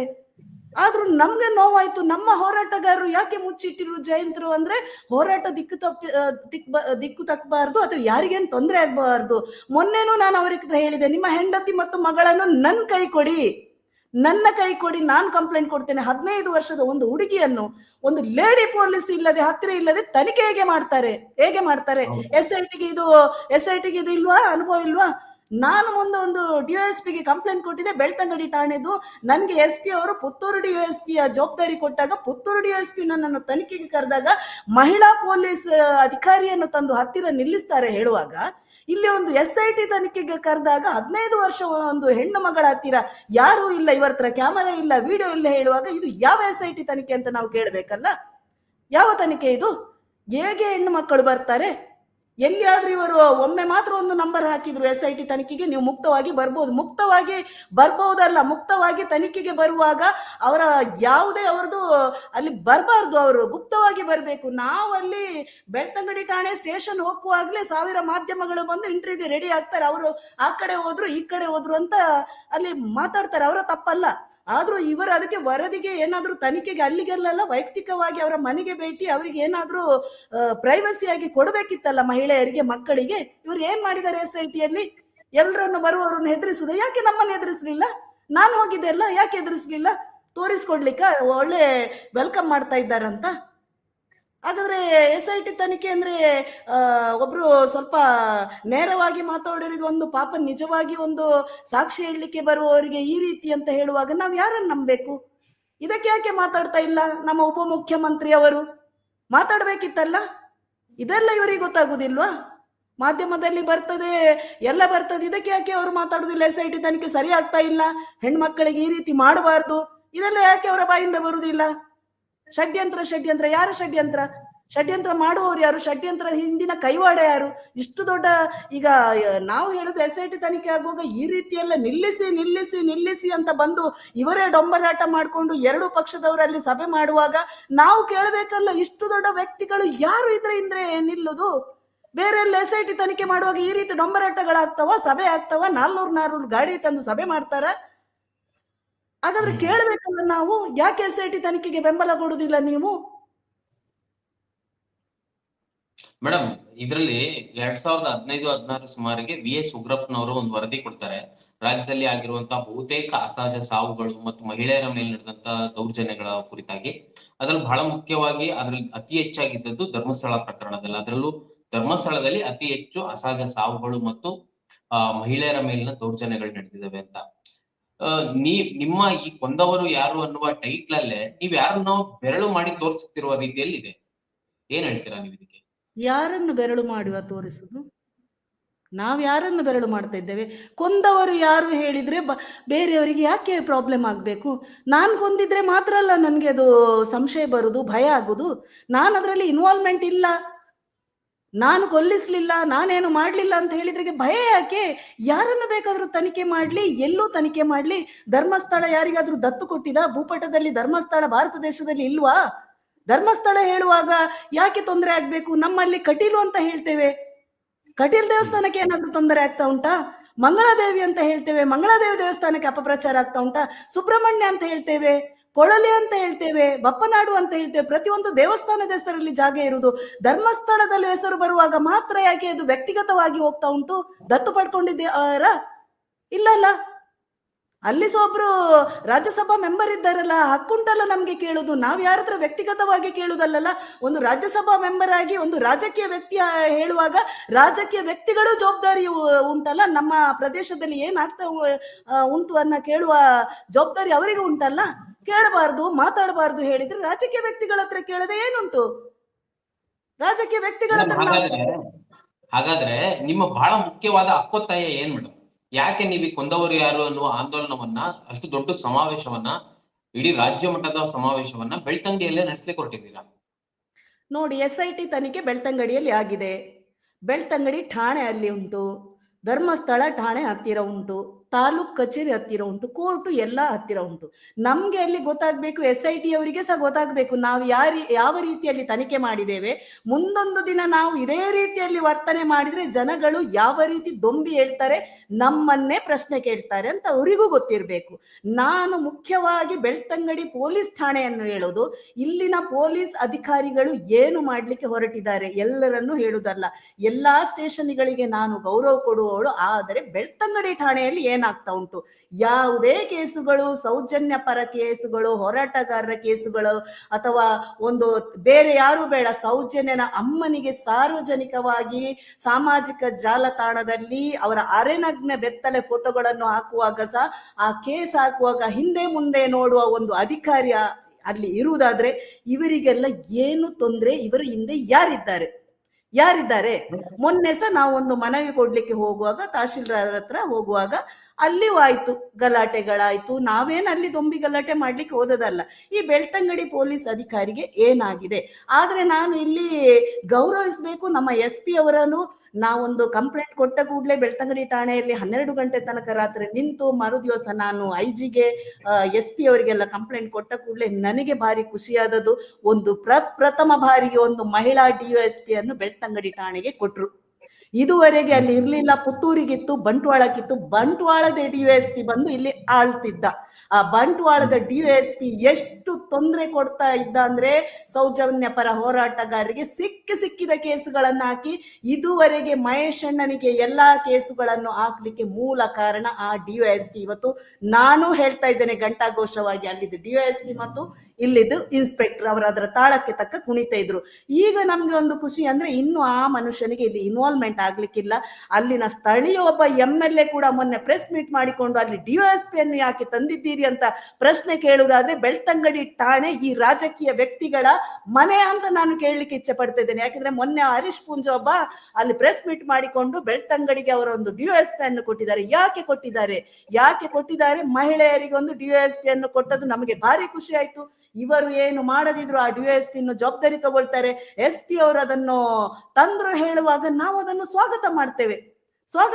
ನಮ್ಗೆ ಎಲ್ಲಾ ಕಡೆಗಳಿಗೆ ತಿರುಗ್ಲಿಕ್ಕೆ ಆಗುದಿಲ್ಲ, ಒಂದೇ ಸೂರಿನಡಿ ಎಲ್ಲ ಬರ್ತದೆ ಹೇಳುವಾಗ ನಾನು SP ಅವರ ಹತ್ರ ಒಂದೇ ಮಾತು ಹೇಳಿದ್ದು, ಇಷ್ಟು ಠಾಣೆಗೆ ಹೋಗ್ತೇನೆ, ಆದ್ರೆ ಬೆಳ್ತಂಗಡಿ ಠಾಣೆ ಅಷ್ಟು ಯಾವ ಠಾಣೆಯೋ ಇಂತ ಒಂದು ವರ್ತನೆ ಮಾಡ್ತಾ ಇಲ್ಲ. ಯಾಕಂದ್ರೆ ನೇರವಾಗಿ ನಾನು ಮೊನ್ನೆ ಕಂಪ್ಲೇಂಟ್ ಕೊಟ್ಟಿದ್ದೇನೆ, ಅಲ್ಲಿ ಕುಡ್ದು ಕೆಲಸ ಮಾಡ್ತಿದ್ದಾರೆ ಇನ್ಸ್ಪೆಕ್ಟರ್ ಅನ್ನು ಸೇರಿಸಿ ಅಂತ. ಯಾಕಂದ್ರೆ ನಾನು ನೇರ ಪ್ರೂಫ್ ಇಟ್ಕೊಂಡು ಅಲ್ಲಿ ಮಾತಾಡಿದ್ದೇನೆ, ನನ್ಗೇನು ಭಯ ಇಲ್ಲ. ಕೇಸ್ ಹಾಕ್ತಾರಾ ಬಿಡ್ತಾರಾ? ನಾನು ಸತ್ಯವನ್ನು ಹೇಳ್ತಾ ಇದ್ದೇನೆ. ಒಂದು ಮಹಿಳೆಯರಿಗೆ ಅಲ್ಲಿ ಹೋಗುವಾಗ ಎಲ್ಲ ಕುಡುಕರಾಗೆ ಒಂದು ರಕ್ಷಣೆ ಕೊಡುವವರು ಭಕ್ಷಕರಾಗೆ ವರ್ತಿಸಿದ್ರೆ ಈ ಬೆಳ್ತಂಗಡಿ ಠಾಣೆ ಎಲ್ಲಿ ಮುಟ್ಟಿತು? ನಾನು ಇದನ್ನು ಯಾಕೆ ಎಕ್ಸ್ಪ್ಲೇನ್ ಮಾಡ್ತಾ ಇದ್ದೇನೆ ಅಂತ ನೀವು ಕೇಳಿದ್ರಿ, ಅಲ್ಲಿಯೇ ಯಾಕೆ ಬೇಕು ಅಂತ. ಯಾಕಂದ್ರೆ ಅಲ್ಲಿ ಯಾವುದೇ ಕೇಸುಗಳು ಕೊಡುವಾಗ ಅದರ ಬಗ್ಗೆ ಜವಾಬ್ದಾರಿ ವಹಿಸುವುದಿಲ್ಲ. ಅಲ್ಲಿ ಎಷ್ಟೋ ಅತ್ಯಾಚಾರ, ಕೊಲೆ ಮಹಿಳೆಯರದು ಆದ್ರೆ ಸಹ ಸಿ ರಿಪೋರ್ಟ್ ಆಗ್ತದೆ, ಕೇಳುವವರಿಲ್ಲ. ಇಲ್ಲೇ ಯಾಕೆ? ಬೇರೆ ಠಾಣೆಗಳಿಗೂ ನಾನು ಒಂದು ಸಾಮಾಜಿಕ ಹೋರಾಟಗಾರ್ತಿ ಆಗಿ ಹೋಗುವಾಗ ಎಷ್ಟೋ ಕೇಸುಗಳನ್ನು ಒಳ್ಳೆ ರೀತಿಯಲ್ಲಿ ಮಾಡಿಕೊಟ್ಟಿದ್ದಾರೆ ನಮ್ಮ ಇಲಾಖೆ ಅಧಿಕಾರಿಗಳು. ಇಲ್ಲಿ ಯಾಕೆ ಆಗ್ತಾ ಇಲ್ಲ? ತಲೆ ತಗ್ಗಿಸಿ ಕೂತ್ಕೊಳ್ತಾರಲ್ಲ ಇನ್ಸ್ಪೆಕ್ಟರ್. ಹಾಗಾದ್ರೆ ಇವರನ್ನು ರಿಂಗ್ ಮಾಸ್ಟರ್ ಆಗಿ ಕುಣಿಸುವವರು ಯಾರು? ಆ ರಿಂಗ್ ಮಾಸ್ಟರ್ ಯಾರಂತ ಬೇಕಲ್ಲ ನಮ್ಗೆ. SP ಅವರು ಕೇಳದ ರಿಂಗ್ ಮಾಸ್ಟರ್ ಈ ಪೊಲೀಸ್ ಇಲಾಖೆಯಲ್ಲಿ ಇವರು ಯಾಕೆ, ಯಾರ ಅಧೀನದಲ್ಲಿ ಇದ್ದು ಕುಣಿತಾರೆ ಇವರು? ಈ ಪ್ರಶ್ನೆಗೆ ಉತ್ತರ ಬೇಕಲ್ಲ. ಹಾಗಾದ್ರೆ ಎಲ್ರೂ ಅಲ್ಲಿ ಇದ್ದಾರಲ್ಲ ಒಂದೇ ಸೂರಿನಡಿಗೆ. SIT ತನಿಖೆ. ಮೇಡಮ್, ಈ ಪ್ರಶ್ನೆಗೆ ನೀವು ಆರಂಭದಲ್ಲಿ ಮಾತನಾಡುವಾಗ ಒಂದು ಮಾತು ಹೇಳಿದ್ರಿ, ಸೌಜನ್ಯ ತಾಯಿ ಫೋಟೋವನ್ನ ಸಾಮಾಜಿಕ ಜಾಲತಾಣದಲ್ಲಿ ವಿಚಿತ್ರವಾಗಿ ಹರಿದಾಚಿಸಿದ್ದಾರೆ. ಸೊ ಪೊಲೀಸ್ನವರು ಯಾಕೆ ಇಂಥ ವಿಚಾರಗಳಲ್ಲಿ ಸುಮೋಟೋವನ್ನ ದಾಖಲಿಸಲ್ಲ? ಹೋರಾಟಗಾರರ ಏನಾದ್ರೂ ವಿಡಿಯೋಗಳು ಬಂದ್ರೆ ನೇರವಾಗಿ ಸುಮೋಟೋವನ್ನ ದಾಖಲಿಸ್ಕೊಂಡು ಅರೆಸ್ಟ್ ಮಾಡ್ತಾರೆ. ಯಾಕೆ ಈ ತರ ಅದು ಕರ್ನಾಟಕ ರಾಜ್ಯದಲ್ಲಿ ನಡೀತಿದೆ ಅನ್ಸುತ್ತೆ ನಿಮ್ಗೆ? ನಾನು ಅದನ್ನೇ ಕೇಳೋದು. ಅವ್ರ ಹತ್ರ ಕೇಳುವಾಗ ಸೈಬರ್ ಕ್ರೈಮ್ ನಮ್ಗೆ ಇದು ತನಿಖೆ ಮಾಡ್ಲಿಕ್ಕೆ ಆಗುದಿಲ್ಲ, ನೀವು ಕೋರ್ಟ್ ಇಂದ ಆರ್ಡರ್ ತರಬೇಕು ಅಂತ ಹೇಳ್ತಾರೆ. ಇವರೇನ ಮೇಟ ಅಂತೆ, ಸೈಬರ್ ಕ್ರೈಮ್ ಅಲ್ಲಿ ತನಿಖೆಗೆ ಹೋಗ್ಬೇಕಂತೆ. ಎಷ್ಟು ದಿವಸ ತನಿಖೆಗೆ ಅಂತ ಹೋಗ್ಬೋದು? ನಾನು ಕರ್ನಾಟಕ ಸರ್ಕಾರಕ್ಕೆ ಪ್ರಶ್ನೆ ಮಾಡ್ತೇನೆ, ರಮ್ಯನಿಗೆ, ಸೆಲೆಬ್ರಿಟಿ ರಮ್ಯನಿಗೆ ಒಂದು ಸೈಬರ್ ಕ್ರೈಮ್ ಆಗುವಾಗ ಒಂದೇ ಒಂದು ದಿನದಲ್ಲಿ ನಮ್ಮ ಅಧ್ಯಕ್ಷರು, ಮಹಿಳಾ ಆಯೋಗದ ಅಧ್ಯಕ್ಷರು ಯಾರು ಅಂತ ಕಂಡು ಹಿಡಿದಿದ್ದಾರೆ. ನಾನು ಮಹಿಳಾ ಆಯೋಗದ ಅಧ್ಯಕ್ಷರಿಗೆ ಸೌಜನ್ಯನ ಅಮ್ಮನ ಕೇಸನ್ನು ಪೋಸ್ಟ್ ಮಾಡಿದ್ದೇನೆ. ನಾನು ಮೊನ್ನೆ ಬೆಳ್ತಂಗಡಿ ಠಾಣೆಯಲ್ಲಿ ಕುಡಿದು ಮಾಡಿದ ಕೇಸನ್ನು ಅವರಿಗೆ ನಾನು ರಿಜಿಸ್ಟರ್ ಮಾಡಿ ಕಳಿಸಿದ್ದೇನೆ. ಒಂದು ರಮ್ಯನಿಗೆ ಒಂದು ದಿವಸದಲ್ಲಿ ನ್ಯಾಯ ಸಿಕ್ಕುದಾದ್ರೆ ನಾವು ಮಹಿಳೆಯರು ಅಲ್ವಾ? ಇದು ನೋವಲ್ಲಿ ನಾನು ಆ ಮಹಿಳಾ ಆಯೋಗದ ಅಧ್ಯಕ್ಷೆಗೂ ಪ್ರಶ್ನೆ ಕೇಳಬೇಕಾಗ್ತದೆ. ನಮ್ಮನ್ನು ಬಿಡಿ, ನಾವು ಹೋರಾಟಗಾರರು ಎಲ್ಲಾ ಕಡೆಯಲ್ಲಿ ಅವರದನ್ನು ಬಾಯಿಗೆ ಬಂದದ್ದನ್ನು ಬಿಂಬಿಸಿ ನಮ್ಮ ಹೋರಾಟವನ್ನು ಹತ್ತಿಕ್ಲಿಕ್ಕೆ ನೋಡ್ತಾರೆ. ಸೌಜನ್ಯ ನಮ್ಮ ವಿಕ್ಟಿಮ್ನ ತಾಯಿ. ಅವರು ಯಾವುದೇ ಆಂಡ್ರಾಯ್ಡ್ ಮೊಬೈಲ್ ಯೂಸ್ ಮಾಡ್ತಾ ಇಲ್ಲ. ಅವರ ಫೋಟೋಗಳನ್ನು ಯಾರ್ಯಾರ ಜೊತೆ ಅವರು ಎಡಿಟ್ ಮಾಡಿಕೊಂಡು ಅವರು ವೈರಲ್ ಮಾಡುವಾಗ ಇದನ್ನು ಯಾಕೆ ಯಾರು ಪ್ರಶ್ನೆ ಮಾಡ್ತಾ ಇಲ್ಲ? ಪೊಲೀಸ್ ಇಲಾಖೆಗಳಿಗೆ ಅವರು ಪ್ರಶ್ನೆ ಮಾಡ್ಬೇಕು. ನಾನು ಮಹಿಳಾ ಆಯೋಗದ ಅಧ್ಯಕ್ಷೆಗೂ ನಾನು ಹೇಳುದು, ಇದರ ಬಗ್ಗೆ ನೀವು ಜವಾಬ್ದಾರಿ ವಹಿಸ್ಬೇಕು. ನಮಗೆ ನೋವು ಅನ್ನಿಸ್ತುದು, ಒಂದು ಹೆಣ್ಣಿಗೆ ಎಲ್ಲಿಯಾದ್ರೂ ಮಾರ್ಗದಲ್ಲಿ ಸನ್ನೆ ಮಾಡಿದ್ರ, ಮುಟ್ಟಿದ್ರ ದೊಡ್ಡ ಕೇಸ್ ಆಗ್ತದೆ. ಆದ್ರೆ ಒಂದು ಹೆಣ್ಣಿನ ಶೀಲಹರಣ ಮಾಡುವಂತ ನಗ್ನ ಚಿತ್ರವನ್ನು ಹಾಕಿ ಸೋಷಿಯಲ್ ಮೀಡಿಯಾಗಳಲ್ಲಿ ಮಾಧ್ಯಮಗಳಲ್ಲಿ ಬಿಂಬಿಸುವಾಗ ಇದಕ್ಕೆ ಕೇಸ್ ಇಲ್ಲ, ಹಿಂದೆ ಮುಂದೆ ನೋಡ್ತಾರೆ. ಬೆಳ್ತಂಗಡಿ ಠಾಣೆಯಲ್ಲಿ SP ಅವರು ಫಾಲೋ ಅಪ್ ಮಾಡಿದ್ರು ಇನ್ಸ್ಪೆಕ್ಟರ್ಗೆ ಚಾರ್ಜ್ ಶೀಟ್ ಹಾಕ್ಲಿಕ್ಕೆ ಭಯ ಹೇಳುದಾದ್ರೆ, ಮೊನ್ನೆ ಅವರು ನನ್ಗೆ ನೇರವಾಗಿ ಹೇಳಿದ್ರು 2 ಜನ ಬಂದು ನಾವು 13 ಜನ ಕೊಟ್ಟ ಕೇಸಲ್ಲಿ ಇನ್ನೊಮ್ಮೆ 6 ಜನರ ಮೇಲೆ ಕೊಟ್ಟ ಕೇಸಲ್ಲಿ ಅದರಲ್ಲಿ 2 ಬಂದು ಒಪ್ಪಿಕೊಂಡಿದ್ದಾರೆ, ನಾವೇ ಮಾಡಿದ್ವು ಅಂತ ಹೇಳುವಾಗ ಸಹ ಈ ಇನ್ಸ್ಪೆಕ್ಟರ್ ಚಾರ್ಜ್ ಶೀಟ್ ಹಾಕುದಿಲ್ಲ ಹೇಳಿದ್ರೆ ಇದರ ಹಿಂದಿರುವ ಷಡ್ಯಂತ್ರ ಯಾರು? ಇವರಿಷ್ಟು ದೊಡ್ಡ ಜನರ ಯಾವ ಧೈರ್ಯದಲ್ಲಿ ಪುನಃ ಸೌಜನ್ಯನ ಅಮ್ಮನ ಫೋಟೋವನ್ನು ಎಡಿಟ್ ಮಾಡಿಕೊಂಡು ಹಾಕಿ ಇದು ನಮ್ಮದೇ ಫೇಸ್ಬುಕ್ ಅಂತ ಹೇಳುವಾಗ ಸಹ ಇನ್ಸ್ಪೆಕ್ಟರ್ ಚಾರ್ಜ್ ಶೀಟ್ ಹಾಕದಿದ್ರೆ ಮಹಿಳಾ ಆಗದ ಅಧ್ಯಕ್ಷರು ಇದ್ರ ಬಗ್ಗೆ ಆ ಇನ್ಸ್ಪೆಕ್ಟರ್ಗೆ ಪ್ರಶ್ನೆ ಮಾಡಬೇಕು. ಮುಂದೊಂದು ದಿನ ಮೊನ್ನೆ ನಾನು ಹೇಳಿ ಬಂದಿದ್ದೇನೆ, ನಿಮಗೆ ಕಾನೂನುಯುತವಾಗಿ ನಿಮಗೆ ನ್ಯಾಯ ತೆಗೆಸಿಕೊಡ್ಲಿಕ್ಕೆ ಆಗುದಿಲ್ಲ, ಅವರ ಮೇಲೆ ಚಾರ್ಜ್ ಶೀಟ್ ಹಾಕ್ಲಿಕ್ಕೆ ಆಗುದಿಲ್ಲ, ನಮ್ಗೆ ಲೆಟರ್ ಅಲ್ಲಿ ಬರ್ದು ಕೊಡಿ, ನಾವೇ ಹೆಣ್ಮಕ್ಕಳೇ ನಮ್ಮ ನ್ಯಾಯವನ್ನು ನಾವು ತೆಗಿತೇವೆ ಅಂತ ಹೇಳಿ ನಾನಿದು ಬಂದಿದ್ದೇನೆ. ಮುಂದಿನ ದಿನಗಳಲ್ಲಿ ಖಂಡಿತವಾಗಿ ಇದನ್ನು ಮಾಡ್ತೇವೆ. ಇನ್ನು ಯಾರಾದ್ರೂ ನಮ್ಮನ್ನು ಬಿಡಿ ಸೌಜನ್ಯನ ಅಮ್ಮನ ಬಗ್ಗೆ ಫೋಟೋ ಎಡಿಟ್ ಮಾಡಿಕೊಂಡು ಹಾಕುದಾದ್ರೆ, ಮಾಫ್ ಮಾಡಿಕೊಂಡು ಎಲ್ಲಾ ಕಡೆಯಲ್ಲಿ ಹಾಕುವಾಗ ದೊಡ್ಡ ಸೆಕ್ಷನ್ಗಳು ಬೀಳ್ತದೆ, ಅದು ಆಗದಿದ್ರೆ ಮುಂದಿನ ದಿನಗಳಲ್ಲಿ ನಾವೇ ಅದಕ್ಕೆ ನ್ಯಾಯ ತೆಗೆಸಿಕೊಡ್ತೇವೆ. ಯಾರು ಹಾಕಿದ್ದಾರೆ ಅವರ ಮನೆಗಳಿಗೆ ಹೋಗಿ, ನಾನು ಏನಂತ ಹೇಳುದಿಲ್ಲ, ಪ್ರಚೋದನೆ ಕೊಡ್ತಾರಂತ ಹೇಳ್ತಾರೆ, ಆದ್ರೆ ನೋವನ್ನಿಸ್ತಾ ಉಂಟು. ಕಾನೂನಿಗೆ ಗೌರವ ಕೊಟ್ಟು ಇಲಾಖೆಗಳಿಗೆ ಹೋಗಿ ಕಂಪ್ಲೇಂಟ್ ಕೊಟ್ಟು ನೀವು ತನಿಖೆ ಮಾಡಿ ನ್ಯಾಯ ಕೊಡುದಿಲ್ಲ, ಅವರು ಬಂದು ನಾವೇ ಅಂತ ಒಪ್ಪಿದ್ರು ನಿಮ್ಗೆ ಚಾರ್ಜ್ ಶೀಟ್ ಆಗಿ ಆಕ್ಷನ್ ತಗೊಳ್ಳಿಕ್ಕೆ ಆಗೋದಿದ್ರೆ ನಾವು ಯಾರನ್ನು ಪ್ರಶ್ನೆ ಮಾಡಬೇಕು? ಮುಖ್ಯಮಂತ್ರಿಗಳೇ ನೋಡಿ ನಿಮ್ಮ ಮನೆ ಹೆಣ್ಣು ಮಕ್ಕಳನ್ನು, ನಿಮ್ಮ ಮಗಳನ್ನು, ನಿಮ್ಮ ಹೆಂಡತಿಯನ್ನು ಮಾಫ್ ಮಾಡಿ ಅರೆಬೆತ್ತಲೆ ಫೋಟೋ ಹಾಕಿದ್ರೆ ನೀವು ಮಾತಾಡುದಿಲ್ವಾ? ಇದು ನಾನು DKಶಿ ಅವರ ಹತ್ರ ಪ್ರಶ್ನೆ ಕೇಳಬೇಕು. ನಿಮ್ಮ ಹತ್ರ ನಾವು ನ್ಯಾಯ ತೆಗೆಸಿಕೊಡುದಲ್ಲ. ನ್ಯಾಯ ತೆಗೆಸಿಕೊಡಿ ಅಂತ ಹೋರಾಟಗಾರರು ನಿಮ್ಮ ರಾಜಕೀಯ ವ್ಯಕ್ತಿಗಳ ಕಾಲಡಿಗೆ ನಾವು ಇದುವರೆಗೆ ಬಿದ್ದವರಲ್ಲ. ಒಂದು ಹೆಣ್ಣನ್ನು ಈ ರೀತಿ, ಈ ಸೌಜನ್ಯನ ಅಮ್ಮ ಯಾರು ಉಪಮುಖ್ಯಮಂತ್ರಿ ಬಂದಾಗ ನಾನು ನಿಮ್ಮ ಸಮಾಜದವಳು, ನನಗೆ ನ್ಯಾಯ ತೆಗೆಸಿಕೊಡ್ಬೇಕಂತ ಕೂಗಿ ಮನವಿಯನ್ನು ಮಾಡಿದ್ರು, ಆ ಮನವಿಯನ್ನು ತೆಗೆದು ಬಿಸಾಡಿದವರು ಇದುವರೆಗೆ ತಿರುಗಿ ಓದಿದಾರೆ ಇಲ್ವಾ ಅಂತ ಗೊತ್ತಿಲ್ಲ. ಒಂದು ಆ ಹೆಣ್ಣನ್ನು ಮಾಫ್ ಮಾಡಿ ಎಡಿಟ್ ಮಾಡಿ ಕಳಿಸುವಾಗ ನೀವೊಂದು ಗಂಡಸಲ್ವಾ ಅಂತ ಕೇಳ್ತೇನೆ ನಾನು. ಉಪಮುಖ್ಯಮಂತ್ರಿ ಅಲ್ಲ, ಒಂದು ಗಂಡಸಲ್ವಾ? ನಿಮ್ಮ ಮನೆಯಲ್ಲಿ ಫ್ಯಾಮಿಲಿ ಇಲ್ವಾ ಅಂತ ಇವು ಉಪಮುಖ್ಯಮಂತ್ರಿ ಹತ್ರ ನಾನು ಪ್ರಶ್ನೆಯನ್ನು ಕೇಳ್ತಾ ಇದ್ದೇನೆ. ಇದು ನೋವಲ್ಲಿ ಮೇಡಮ್ ಆಯ್ತು. ಈಗ 16ಕ್ಕೆ ಈಗ ಸಭೆ ಮಾಡ್ಲಿಕ್ಕೆ ಕೊಟ್ಟಿದ್ದೀರಾ ದೊಡ್ಡ ಮಟ್ಟದಲ್ಲಿ ಬೆಳ್ತಂಗಿಯಲ್ಲಿ. ಒಂದು ಕುತೂಹಲಕ್ಕೆ ಒಂದು ಪ್ರಶ್ನೆ ಏನು ಅಂದ್ರೆ, ಇದೇ ರೀತಿ ಸಾಕಷ್ಟು ಹೋರಾಟಗಳು ವಿಶೇಷವಾಗಿ ಧರ್ಮಸ್ಥಳ ಕ್ರೈಮ್ಗೆ ಸಂಬಂಧಪಟ್ಟ ಹಾಗೆ ಮಹೇಶ್ ಶೆಟ್ಟಿ ತಿಮ್ರೋಡಿ ಅವರ ನೇತೃತ್ವದಲ್ಲಿ ನಡೆದಾಗ ಈಗ 2 ದಿನದಿಂದ 1 ದಿನದಿಂದ ಕೋರ್ಟ್ ಆದೇಶಗಳನ್ನ ತಂದು ಆ ಹೋರಾಟಗಳನ್ನ ಹತ್ತಿಕ್ಕುವ ಮತ್ತೆ ನಿಲ್ಲಿಸುವ ಕೆಲಸಗಳು ನಡೆದಿದ್ದಾವೆ. ಒಂದ್ ರೀತಿ ಕುಂಬಳಕಾಯಿ ಕಳ್ಳ ಅಂದ್ರೆ ಎಗ್ಲು ಮುಟ್ಕೊಂಡು ನೋಡಿರುವ ಪರಿಸ್ಥಿತಿ ಸಂದರ್ಭಗಳು ಧರ್ಮಸ್ಥಳದಲ್ಲಿ ನಡೆದಿದ್ದಾವೆ. ಸೊ ನಿಮ್ಮ ಹೋರಾಟಕ್ಕೂ ಆ ರೀತಿ ಏನಾದ್ರೂ ಆದ್ರೆ ಏನ್ ಮಾಡ್ತೀರಾ? ನೋಡಿ, ನಾವು ಯಾವುದಕ್ಕೂ ಹೆದರುವವರಲ್ಲ. ಈ ಪ್ರಶ್ನೆಗೆ ಉತ್ತರ, ಮೊದಲ ಪ್ರಶ್ನೆ ನನಗೆ ಬಂದದ್ದು, ನಾನೊಂದು ಮಂಗಳೂರಲ್ಲಿ ನನ್ನನ್ನು ಭೇಟಿಯಾದ್ರು. ಆಗ ಅವರ ಹತ್ರ ಒಂದು ಪ್ರಶ್ನೆ ಇತ್ತು, ಮೇಡಮ್ ನಿಮ್ಮ ಹೋರಾಟ ಸಹ ಕೋರ್ಟಿಗೆ ಹೋಗಿ ನಿಲ್ಲಿಸಿದ್ರು, ಒಂದು ವೇಳೆ ಇದು ಸಹ ಆ ರೀತಿ ಹಾಕುದಾದ್ರೆ ನಾವು ಏನ್ ಮಾಡ್ಬೋದು, ಇದು ಕಾನೂನಲ್ಲಿ ಏನಾದ್ರೂ ಮಾಡ್ಬೋದಾ ಅಂತ ಹೇಳಿದ್ರು. ಆಗ ನಾನು ಇದಕ್ಕೆ ಮೊದಲ ಪ್ರಶ್ನೆ ಅವರಿಗೆ ಕೊಟ್ಟವಳು. ಈಗ ಎಲ್ಲರೂ ಹೇಳ್ತಾ ಇದ್ದಾರೆ, ಅದನ್ನೇ ನಾನು ತುಂಬಾ ಜನರ ಬಾಯಿಯಲ್ಲಿ ಕೇಳಿದೆ, ಭಾರಿ ಖುಷಿ ಆಯ್ತು. ಯಾಕೆಂದ್ರೆ ನಾನೇ ಹಾಗೆ ಹೇಳಿದ್ದು, ಕೊಂದವರು ಯಾರು ಅಂತ ನೋಡುವಾಗ ಅವರದೊಂದು ನಾಟಕ ಉಂಟು, ಎಲ್ಲಾ ಡೆವಲಪ್ಮೆಂಟ್ಗಳಾಗಿ ಎಲ್ಲಾ ತಯಾರಿ ಆಗುವವರಿಗೆ ಕಾಯುವ ವಿಘ್ನ ಸಂತೋಷಿಗಳು. ಎಲ್ಲ ಆದ ನಂತರ ಅವರು ಕೋರ್ಟಿಗೆ ಹೋಗಿ ಸ್ಟೇ ತರುವ ಸಾಧ್ಯತೆನೂ ಉಂಟು, ಇಲ್ಲ ಅಂತ ಹೇಳುದಿಲ್ಲ. ಯಾಕೆಂದ್ರೆ ನಮಗೆ ಎಲ್ಲ ಕೋರ್ಟಿಗೆ ಹೋದ್ರೆ ಸ್ಟೇ ತರಲಿಕ್ಕೆ ತುಂಬಾ ಸಮಯ ಕಾಯ್ಬೇಕು. ಆದ್ರೆ ಅವರಿಗೆ ಒಂದು ದಿವಸದಲ್ಲಿ ಸ್ಟೇ ಸಿಕ್ಕಿದ್ದು ನಾನು ನೋಡಿದ್ದೇನೆ. ಯಾಕೆಂದ್ರೆ ಕಾನೂನಿಗೆ ಗೌರವ ಉಂಟು, ಆದ್ರೆ ಕಾನೂನಲ್ಲಿ ನಮ್ಗೆ ನೋವು ಉಂಟು, ನಮಗೆ ಸಿಕ್ಕುದಿಲ್ಲ ಸ್ಟೇಗಳೆಲ್ಲ ಬೇಗ ಸಿಕ್ಕುದಿಲ್ಲ, ನಾವು ಕಾಯ್ಬೇಕು. ಆದ್ರೆ ಅವರಿಗೆ ಒಂದೇ ದಿವಸದಲ್ಲಿ ಸಹ ಸ್ಟೇ ಸಿಗ್ತದೆ.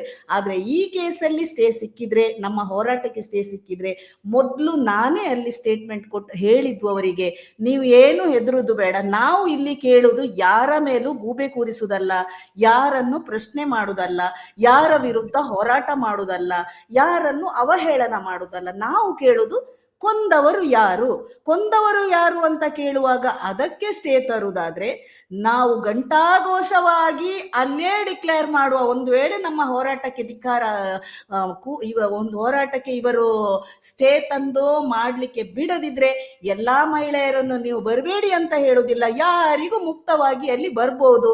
ಬಂದು ಕೊಂದವರು ಯಾರು ಅಂತ ನಾವೇ ಮಹಿಳೆಯರು ಡಿಕ್ಲೇರ್ ಮಾಡ್ತೇವೆ. ಇವರಿಗೆ ಆಗದಿದ್ರೆ ನಾವೇ ಡಿಕ್ಲೇರ್ ಮಾಡ್ತೇವೆ.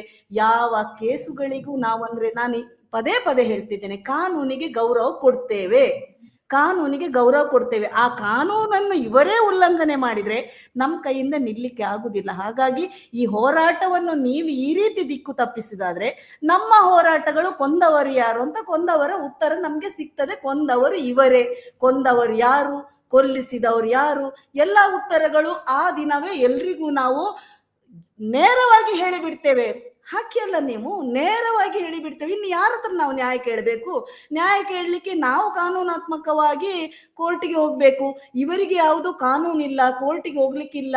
ನಾವು ಕಾನೂನಾತ್ಮಕವಾಗಿ ಸ್ಟೇಷನ್ ಅಲ್ಲಿ ಕಂಪ್ಲೇಂಟ್ ಕೊಟ್ಟರು ಅದನ್ನು ಚಾರ್ಜ್ ಶೀಟ್ ಹಾಕುವವರಿಲ್ಲ, ಕೇಳುವವರಿಲ್ಲ. ಹೇಳುವಾಗ ಇನ್ನು ನಾವು ಭಾರತ ದೇಶ ಬಿಟ್ಟು ಕಾನೂನು ಕೇಳಲಿಕ್ಕೆ, ನಮ್ಗೆ ನ್ಯಾಯ ಕೇಳಲಿಕ್ಕೆ ಯಾವ ದೇಶಕ್ಕೆ ಹೋಗ್ಬೇಕು? ಸಂವಿಧಾನದಲ್ಲಿ ಇದಿಲ್ವಾ? ಎಲ್ಲವನ್ನು ತೋರಿಸ್ತಾರೆ ಸಂವಿಧಾನದ ಹಕ್ಕುಗಳು. ಹಾಗಾದ್ರೆ ಏನಾದ್ರೂ ನಿಮ್ಮ ಹೋರಾಟಕ್ಕೆ ಕೋರ್ಟ್ ಸ್ಟೇ ತಂದು ಯಾರು ತಡೆ ಹಿಡಿತಾರೋ ಅವರನ್ನೇ ಕೊಂದವರು ಅಂತ ನೀವು ಬೆರಳು ಮಾಡಿ ತೋರಿಸ್ತೀರಾ? 100% ನಾನಂತೂ ಸಿದ್ಧಳಾಗಿದ್ದೇನೆ. ನನಗೆ ಸಾಕಾಗಿ ಹೋಯ್ತು, ನೋವಾಗಿ ಹೋಯ್ತು. ಹೋರಾಟದಲ್ಲಿ ಅಲ್ಲ, ಈ ದುಷ್ಟರೆಲ್ಲ ಬಂದು ಇಂಥ ಹೋರಾಟಗಳನ್ನು ನಿಲ್ಲಿಸಿ, ಏನು ಹೋರಾಟ ಮಾಡುವಾಗ ಸದ ನಿಲ್ಲಿಸುದು, ಸ್ಟೇ ಮಾಡುದು. ಯಾಕೆ? ಇವರೇ ಹೇಳುದಲ್ಲ, ರೈಟ್ ಟು ಸ್ಪೀಚ್, ಆರ್ಟಿಕಲ್ 19 ಅಂತ. ಹಾಗಾದ್ರೆ ನಮ್ಗೆ ಮಾತಾಡುವ ಹಕ್ಕೇ ಇಲ್ವಾ? ಪ್ರಶ್ನೆ ಕೇಳುವ ಹಕ್ಕೇ ಇಲ್ವಾ? ಒಂದು ವೇಳೆ ನಿಜವಾಗಿ ಆದ್ರೆ ನಾವೀಗ ಕೊಂದವರು ಯಾರು ಅಂತ ಆಯ್ತಪ್ಪ, ಅಭಿಯಾನ ಮಾಡ್ತಿದ್ದೇವೆ, ಹೋರಾಟ ಮಾಡ್ತಿದ್ದೇವೆ. ಇಲ್ಲಿ ಏನ್ ಮಾಡಬೇಕು? ಆ ಕೊಂದವರು ಯಾರು ವೇದಿಕೆಯಲ್ಲಿ ನಾವು ಯಾರನ್ನ ಒಬ್ಬನನ್ನು ಬೆಟ್ಟು ಮಾಡಿ ತೋರಿಸಿ ಅಥವಾ ನಾವು ಧಿಕ್ಕಾರ ಕೂಡಿ ಅವನೇ ಅಂತ ಹೇಳಿದ್ರೆ ನಮ್ಮ ಮೇಲೆ ಕೇಸ್ ಹಾಕಿ ಒಳಗೆ ಹಾಕಿ. ನೀವು ಮಾಡೋ ಮೊದಲೇ ನೀವೇ ಭ್ರಮೆಯಲ್ಲಿ ಸ್ಟೇ ತರುದು, ಇದು ಯಾವ ನ್ಯಾಯ? ಕಾನೂನಲ್ಲಿ ಸಹ ಉಂಟಲ್ಲ, ನಾವು ಕೊಟ್ಟ ರೀತಿಯಲ್ಲೇ ನೀವು ವರ್ತಿಸ್ಬೇಕು. ನಾವು ಏನ್ ಮಾಡ್ತೇವೆ, ಎಲ್ಲ ಷರತ್ತುಗಳು ಬದ್ಧತೆಗಳು ಉಂಟು. ಅದನ್ನು ಬಿಟ್ಟು ನಾವೇನಾದ್ರೂ ಮಾಡಿದ್ರೆ ಮಾತ್ರ ನೀವು ಕಾನೂನಾತ್ಮಕವಾಗಿ ಪೊಲೀಸ್ ಇಲಾಖೆಗಳಿಗೂ ನಮ್ಮ ಮೇಲೆ ಆಕ್ಷನ್ ಮಾಡೋ ಅಧಿಕಾರ ಉಂಟು. ನೀವು ಏಕಾಏಕಿ ಆಗುವ ಮೊದ್ಲೇ ನೀವು ಯಾವ ರೀತಿ ಅದನ್ನು ನಿಲ್ಲಿಸ್ತೀರಿ? ನಿಮಗೆ ಕೇಸು ಮೊದಲು ಹಾಕ್ಬಹುದು, ನಂತರ ಹಾಕ್ಬೇಕು. ನಿಮಗೆ ಎರಡೂ ಕಾನೂನಲ್ಲಿ ಉಂಟು. ನೀವು ಮೊದಲು ನಮ್ಮ ಮೇಲೆ ಕೇಸ್ ಹಾಕ್ತೀರಿ, ಆ ನಂತರನೂ ಮಾತಾಡಿದ್ರು ಕೇಸ್ ಹಾಕ್ತೀರಿ. ನಾವು ಒಂದು ವೇಳೆ ಮಾತಾಡಿದ್ರೆ ನಾನೇ ಹೇಳ್ತೇನೆಲ್ಲ, ನಾನೊಬ್ನನ್ನು ಬೆಟ್ಟು ಮಾಡಿದ್ರೆ, ನಾನು ಧಿಕ್ಕಾರ ಕೂಗಿದ್ರೆ, ನಾನು ವೈಯಕ್ತಿಕ ತೇಜೋವಧೆ ಮಾಡಿದ್ರೆ ನನ್ನನ್ನು ಹೇಳೋದು. ಹಾಕಿ ಅಲ್ಲ ನಮ್ಮ ಮೇಲೂ ಕೇಸು. ನಾವು ನ್ಯಾಯಕ್ಕೆ ಬದ್ಧತೆಯಲ್ಲಿದ್ದೇವಲ್ಲ. ಈ ಸಭೆ ಮಾಡುವಾಗ ನಿಮ್ಗೆ ಯಾಕೆ ಭಯ? ಒಂದು ವೇಳೆ ಹಾಗೆ ಮಾಡಿದ್ರೆ ನ್ಯಾಯ ಸಿಗೋವರೆಗೂ ನೀವು ಹಿಂದೆ ಸರಿಯೋ ಮಾತೇ ಇಲ್ಲ. ಖಂಡಿತ ಇಲ್ಲ, ಖಂಡಿತ ಇಲ್ಲ. ಯಾಕೆ? ಮಹಿಳೆಯರಿಂದ ಏನು ಸಾಧ್ಯ ಇಲ್ಲ ಅಂತ ಎನಿಸಿದಾರ? ನಾನು ಹೇಳೋದು, ಯಾರು ನಾವು ದೊಡ್ಡವರಲ್ಲ, ಮಹಿಳೆಯರು ದೊಡ್ಡವರಲ್ಲ, ಚಿಕ್ಕವರಲ್ಲ, ಎಲ್ಲರೂ ಇಲ್ಲಿ ಸಮಾನರು. ನಮ್ಮ ಹಿಂದೂ ಧರ್ಮದಲ್ಲಿ ನಮ್ಮ ಬಲ ಎಡ ಹಿಂದುತ್ವ ಧರ್ಮ ಅಂತ ಹೇಳುವವರಿಗೆ ನಾನೊಂದು ಬೋಧನೆ ಮಾಡೋದು, ಕಡೆಯ ಕ್ಷಣದಲ್ಲಿ ನಮ್ಮ ಧರ್ಮದಲ್ಲಿ ಎಲ್ಲರೂ ಹೋಗಿ ಬೇಡುದು ತಾಯಿಯನ್ನು, ಆ ದುರ್ಗೆಯನ್ನೇ, ಅಮ್ಮ ನಮ್ಗೆ ರಕ್ಷಣೆ ಕೊಡು, ಅಮ್ಮ ನೀನ್ ನಮ್ಮನ್ನು ಕಾಯುವಂತ. ಹಾಗಾಗಿ ನಮ್ಗಾಗಿ ಬೇಡುವ ಅನೇಕ ತಾಯಿಯಂದಿರು ನಮ್ಮ ಧರ್ಮದಲ್ಲಿ ಅಲ್ಲ, ಪ್ರತಿ ಒಂದು ಮಾನವ ಧರ್ಮದಲ್ಲಿ. ನಾನು ಈಗ ಗೌರವ ಕೊಡೋದು ಮನುಷ್ಯ ಧರ್ಮಕ್ಕೆ, ಬೇರೆ ಯಾವ ಧರ್ಮ ಇಲ್ಲ, ಜಾತಿ ಇಲ್ಲ, ಧರ್ಮ ಇಲ್ಲ, ಮನುಷ್ಯ ಧರ್ಮವನ್ನು ಮಾತ್ರ ನಾನೀಗ ಅನುಸರಿಸಿಕೊಂಡು ಹೋಗ್ತಿದ್ದೇನೆ. ಯಾಕಂದ್ರೆ ನಾನು ತುಂಬಾ ಅನುಭವಿಸಿದೆ. ಹಾಗಾಗಿ ನನಗೆ ಈಗ ಕಾಣೋದು ಮನುಷ್ಯ ಧರ್ಮ. ಜಾತಿಯಲ್ಲಿ 2 ಜಾತಿ, ಗಂಡು ಮತ್ತು ಹೆಣ್ಣು. ಹಾಗಾಗಿ ಆ ಮನುಷ್ಯ ಹೇಳಿ ಮೇಡಮ್, ಹಾಗಾದ್ರೆ ನ್ಯಾಯ ಸಿಗ್ಲಿಲ್ಲ ಅಂತ ಅಂದ್ರೆ ನೀವು ಎಲ್ಲಾ ಮಹಿಳೆಯರು ದುರ್ಗೆಯರಾಗ್ಲಿಕ್ಕೂ ರೆಡಿ ಇದ್ದೀರಾ? 100%. ರಾಜಕೀಯ ಮರೆತು ನಮ್ಮ ವಾಜಪೇಯಿಯವರೇ ದುರ್ಗೆ ಅಂತ ಇಂದಿರಾ ಗಾಂಧಿಯನ್ನು ಹೇಳಿದಾದ್ರೆ, ನಾವು ಎಲ್ಲರೂ ಸೇರಿದ್ರೆ ಆ ಶಕ್ತಿಯನ್ನು ಯಾರಿಂದ ನಿಲ್ಲಿಸ್ಲಿಕ್ಕೆ ಆಗುದಿಲ್ಲ. ನೀವು ಗಂಡಸರನ್ನು ಎದುರಿಸಬಹುದು, ಗಂಡಸರನ್ನು ಇದು ಮಾಡಬಹುದು, ಕೇಸ್ ಹಾಕ್ಬಹುದು, ಹೊಡಿಬಹುದು, ಬಡಿಬಹುದು, ಎಲ್ಲ ನೀವು ಮಾಡಬಹುದು. ಈಗ ಅಲ್ಲಿ ಜಯಂತರಿಗೆ ಮಾಡಿದಾಗೆ ಮಹಿಳೆಯರಿಗೆ ನೀವು ಹೊಡಿಲಿಲ್ಲ, ತಾಕತ್ತಿದ್ರೆ ಮುಟ್ಟಬೇಕಿತ್ತಲ್ಲ ಮಹಿಳೆಯರನ್ನು. ಯಾಕೆ ಗಂಡಸರು ಅಷ್ಟು ನಿಮ್ಗೆ ಇದಾದ್ರ ಸತ್ಯ ಹೇಳುವುದನ್ನು? ಮುಟ್ಟಿ ನೋಡಿಯಲ್ಲ ಮಹಿಳೆಯರನ್ನು, ನೀವು ಮುಟ್ಟಿ ನೋಡಿಯಲ್ಲ. ನಾವ್ ಯಾರನ್ನು ಹಲ್ಲೆ ಮಾಡ್ಲಿಕ್ಕೆ, ದೊಂಬಿ ಮಾಡ್ಲಿಕ್ಕೆ, ಗಲಾಟೆ ಮಾಡ್ಲಿಕ್ಕೆ ಬರುವುದಲ್ಲ, ಶಾಂತಯುತವಾಗಿ ನ್ಯಾಯ ಕೇಳುದು. ನೀವು ನೋಡ್ಬೋದು ಮನೋಜ್ ರವರೇ, 2013ರಿಂದ ಮಹೇಶ್ ಅಣ್ಣ ಹೋರಾಟ ಮಾಡ್ತಾ ಇದ್ದಾರೆ. 2023ರಿಂದ ಸಂತೋಷ್ ರಾವ್ ನಿರಪರಾಧಿ ಅಂತ ಸಾಬೀತಾದ ನಂತರ ಎಷ್ಟು ಕಡೆಗಳಲ್ಲಿ ಸಭೆ ಆಯ್ತು ಅಂತ ನನಗೂ ಗೊತ್ತಿಲ್ಲ, ವೇದಿಕೆಯಲ್ಲಿದ್ದೆ. ಆದ್ರೆ ಒಂದೇ ಒಂದು ವೇದಿಕೆಯಲ್ಲಿ ಇದುವರೆಗೆ ದೊಂಬಿ ಗಲಾಟೆಗಳು ಆಗ್ಲಿಲ್ಲ, ಯಾರು ಘೋಷಣೆ ಕೂಗ್ಲಿಲ್ಲ. ಆಗ ಯಾರಲ್ಲಿ ಎಡಪಂಥೀಯರಿದ್ರ, ಕಮ್ಯುನಿಸ್ಟರಿದ್ರ, ಪ್ರಗತಿಪರರಿದ್ರ? ಇಲ್ಲಲ್ಲ. ನಾವು ಹೋರಾಟ ಮಾಡುವಾಗ ಒಂದೇ ದೊಂಬಿ ಗಲಾಟೆ ಆಗ್ಲಿಲ್ಲ, ಎಲ್ಲೂ ಗಲಾಟೆ ಆಗ್ಲಿಲ್ಲ, ಮತ್ತೆ ಯಾಕೆ ನಿಮ್ಗೆ ಭಯ? ಎಲ್ಲಿಯಾದ್ರೂ ಆಗಿದಾ? ಸುಮ್ಮನೆ ಯಾಕೆ ನೀವು ಎಲ್ಲದಕ್ಕೂ ಸ್ಟೇ ತರುವುದು? ಭಯದಲ್ಲಿ, ಯಾವ ಭಯದಲ್ಲಿ? ನಿಮ್ಗೆ ಜನರನ್ನು ನೋಡುವಾಗ ಭಯ ಆಗ್ತದ? ಒಂದೊಂದು ಸಭೆಯಲ್ಲಿ ನನಗೆ ಆಶ್ಚರ್ಯ ಆಗ್ತಾ ಇತ್ತು ಮನೋಜ್ ರವರೇ, 5,000, 10,000, ಬೆಳ್ತಂಗಡಿಯಲ್ಲಿ ಸಭೆ 30,000. ಪ್ರತಿಯೊಂದು ರಾಜಕೀಯ ವ್ಯಕ್ತಿಗಳಲ್ಲಿ ಹೇಳ್ತೇನೆ, ಒಂದು ರಾಜಕೀಯ ಸಭೆ ಬರುವಾಗ ಒಂದು ನಾಯಕ ಬರುವುದಾದ್ರೂ ಸಹ ಜನರು ಬರುವುದಿಲ್ಲ. ಅಲ್ಲಿ ಏನಾದ್ರೂ ಸಾಂಸ್ಕೃತಿಕ ಕಾರ್ಯಕ್ರಮ ಇಟ್ಟುಕೊಂಡು ಆನಂತರ ವೇದಿಕೆ, ಅಲ್ಲಿ ಜನ ಬರ್ಬೇಕು. ಆದ್ರೆ ನಾನು ಸೌಜನ್ಯ ಹೋರಾಟದಲ್ಲಿ ಕಂಡವಳು, ನಾವು ಬರೋ ತನಕ ಕಾದು ಬಿಸಿಲಲ್ಲಿ, ಸುಡು ಬಿಸಿಲಲ್ಲಿ ಒಂದು ನೀರಿನ ಬಾಟ್ಲ್ ಇಟ್ಕೊಂಡು ಕೂತು 3 ಗಂಟೆಗಳ ಕಾಲ ಕೇವಲ ನಮ್ಮ ಮಾತುಗಳನ್ನೇ ಕೇಳಲಿಕ್ಕೆ ಕೂತ ಒಂದು ಸಭೆ ಹೇಳುವಾಗ, ಧಾರ್ಮಿಕ ಸಭೆಗಳಿಂದ ಜಾಸ್ತಿಯಾಗಿ ಸೌಜನ್ಯ ಸಭೆಗಳನ್ನು ಜನರು ಒಪ್ತಾ ಇದ್ರು. ಎಲ್ಲೆಲ್ಲಿಂದ ಬರ್ತಾ ಇದ್ರು? ಯಾಕೆ ಬರ್ತಾ ಇದ್ರು? ನಾವು ಹಣ ಕೊಟ್ಟು ತರಿಸಿದ್ದೇವಾ?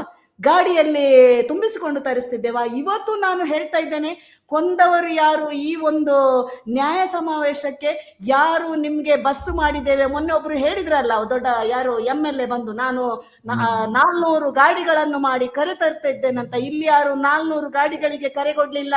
ಅವರವರ ಸ್ವಂತ ಖರ್ಚಲ್ಲಿ, ಅವರವರ ಇಷ್ಟದಲ್ಲಿ ನ್ಯಾಯ ಸಿಗ್ಬೇಕು ಹೇಳಿ ಬರುವಂತ ಹೋರಾಟಗಾರರು ನೀವೇ ನೋಡಿದ್ದೀರಿ. ಮೊನ್ನೆ ಎಲ್ಲರೂ ಕರೆ ತರುವವರು ಹಣ ಕೊಡುದು, ಅವರಿಗೆ ಏನೇನು ಆಮಿಷ ಒಡ್ಡುದು, ಗಾಡಿಗಳನ್ನು ಮಾಡುದು, ಸಂಖ್ಯೆ ತಂದು ಕುರಿಗಳಾಗಿ ಅಲ್ಲಿ ನಿಲ್ಲಿಸುದು. ನಮ್ದು ಹಾಗೆ ಅಲ್ಲ. ಒಂದು ವೇಳೆ ಹಾಗಾದ್ರೆ ಈಗ ಡಿಸೆಂಬರ್ 16ರಂದು ಈಗ ಬೆಳ್ತಂಗಡಿಯಲ್ಲಿ ಮಾಡ್ಲಿಕ್ಕೆ ಕೊಟ್ಟಿದ್ದೀರಾ ಕೊಂದವರು ಯಾರು ಸಮಾವೇಶ, ಎಷ್ಟು ಜನ ಸೇರ್ಬೋದು ಅನ್ನೋ ನಿರೀಕ್ಷೆ ಇದೆ? ಮತ್ತೆ ಎಷ್ಟು, ಬಹಳ ಮುಖ್ಯವಾಗಿ ಮಹಿಳೆಯರು ಮಾಡ್ತಿರೋದ್ರಿಂದ ಎಷ್ಟು ಮಹಿಳೆಯರು ರಾಜ್ಯದ ಉದ್ದಗಲಕ್ಕೂ ಬರ್ಬೋದು ಅನ್ನೋ ನಿರೀಕ್ಷೆ ಇದೆ ನಿಮ್ಗೆ? ನೋಡಿ, ಅವರ ಟೀಮಿಂದ 1,500-2 ಸಾವಿರ ಅವರು ಎಣಿಸಿದ್ದಾರೆ. ಇದು ಯಾಕೆಂದ್ರೆ ಹೇಳುದು, ನಾನು ಇಲ್ಲಿ ಸಂಖ್ಯೆ ನನ್ಗೆ ಲೆಕ್ಕ ಕೊಡ್ಲಿಕ್ಕೆ ಆಗುದಿಲ್ಲ. ದಕ್ಷಿಣ ಕನ್ನಡದಲ್ಲಿ ಸ್ವಯಂ ಪ್ರೇರಿತರಾಗಿ ತುಂಬಾ ಜನ ಬರುವವರು ಇರ್ತಾರೆ, ಅವರನ್ನು ಹಿಡಿದು ನಿಲ್ಲಿಸ್ಲಿಕ್ಕೆ ಆಗುದಿಲ್ಲ. ಯಾಕಂದ್ರೆ ಸೌಜನ್ಯ ಹೋರಾಟ ಹೇಳುವಾಗ ನಾವು ಯಾವುದೂ ಮೊದಲು ಪ್ರಮೋಷನ್ ಮಾಡಿದವರಲ್ಲ, ಗೊತ್ತಾಗಿ ಬರುವವರೇ ಜಾಸ್ತಿ. ಇಲ್ಲೀಗ ಮಹಿಳೆಯರದು ಹೇಳುವಾಗ ಖಂಡಿತ ಜನರು ಬರ್ತಾರೆ. ಮತ್ತು ಸಹ ನಾನು ಹೇಳೋದು, ನಮ್ಗೆ ಅಲ್ಲಿ ಸಂಖ್ಯೆ ಒಂದು 20-30 ಸಾವಿರ ಸಂಖ್ಯೆಗಳಲ್ಲ, ಅಲ್ಲಿ ಬರುವವರಿಗೆ ಅಲ್ಲಿ ಏನಾಗ್ತಾ ಉಂಟು, ಅಲ್ಲಿ ನಾವು ಕೊಂದವರು ಯಾರು ಅಂತ ಹೇಳುವ ಪ್ರಶ್ನೆಗಳಿಗೆ ಉತ್ತರ ಗೊತ್ತಿಲ್ಲ, ಏನೂ ಗೊತ್ತಿಲ್ಲ ಹೇಳುವ ಅಂತ ಜನರು ನಮ್ ಜೊತೆ ಬರುವುದಲ್ಲ. ಪ್ರತಿಯೊಬ್ಬರಿಗೂ ಇದರ ಮಾಹಿತಿ ಗೊತ್ತಿದ್ದು ನಾವು ಸ್ವಯಂ ಪ್ರೇರಿತರಾಗಿ ಬರುವವರು ಮಾತ್ರ ಬರ್ತಾರೆ. ಇವರಾಗೆ ಗಾಡಿಗಳಲ್ಲಿ, ಲಾರಿಗಳಲ್ಲಿ ತುಂಬಿಸಿಕೊಂಡು ಎಲ್ಲೆಲ್ಲಿ ಇದನ್ನು ತುಂಬಿಸಿಕೊಂಡು ಬಂದು ಇಲ್ಲಿ ತೋರಿಸುವ ಸಂಖ್ಯೆ ಅಲ್ಲ ನಮ್ದು.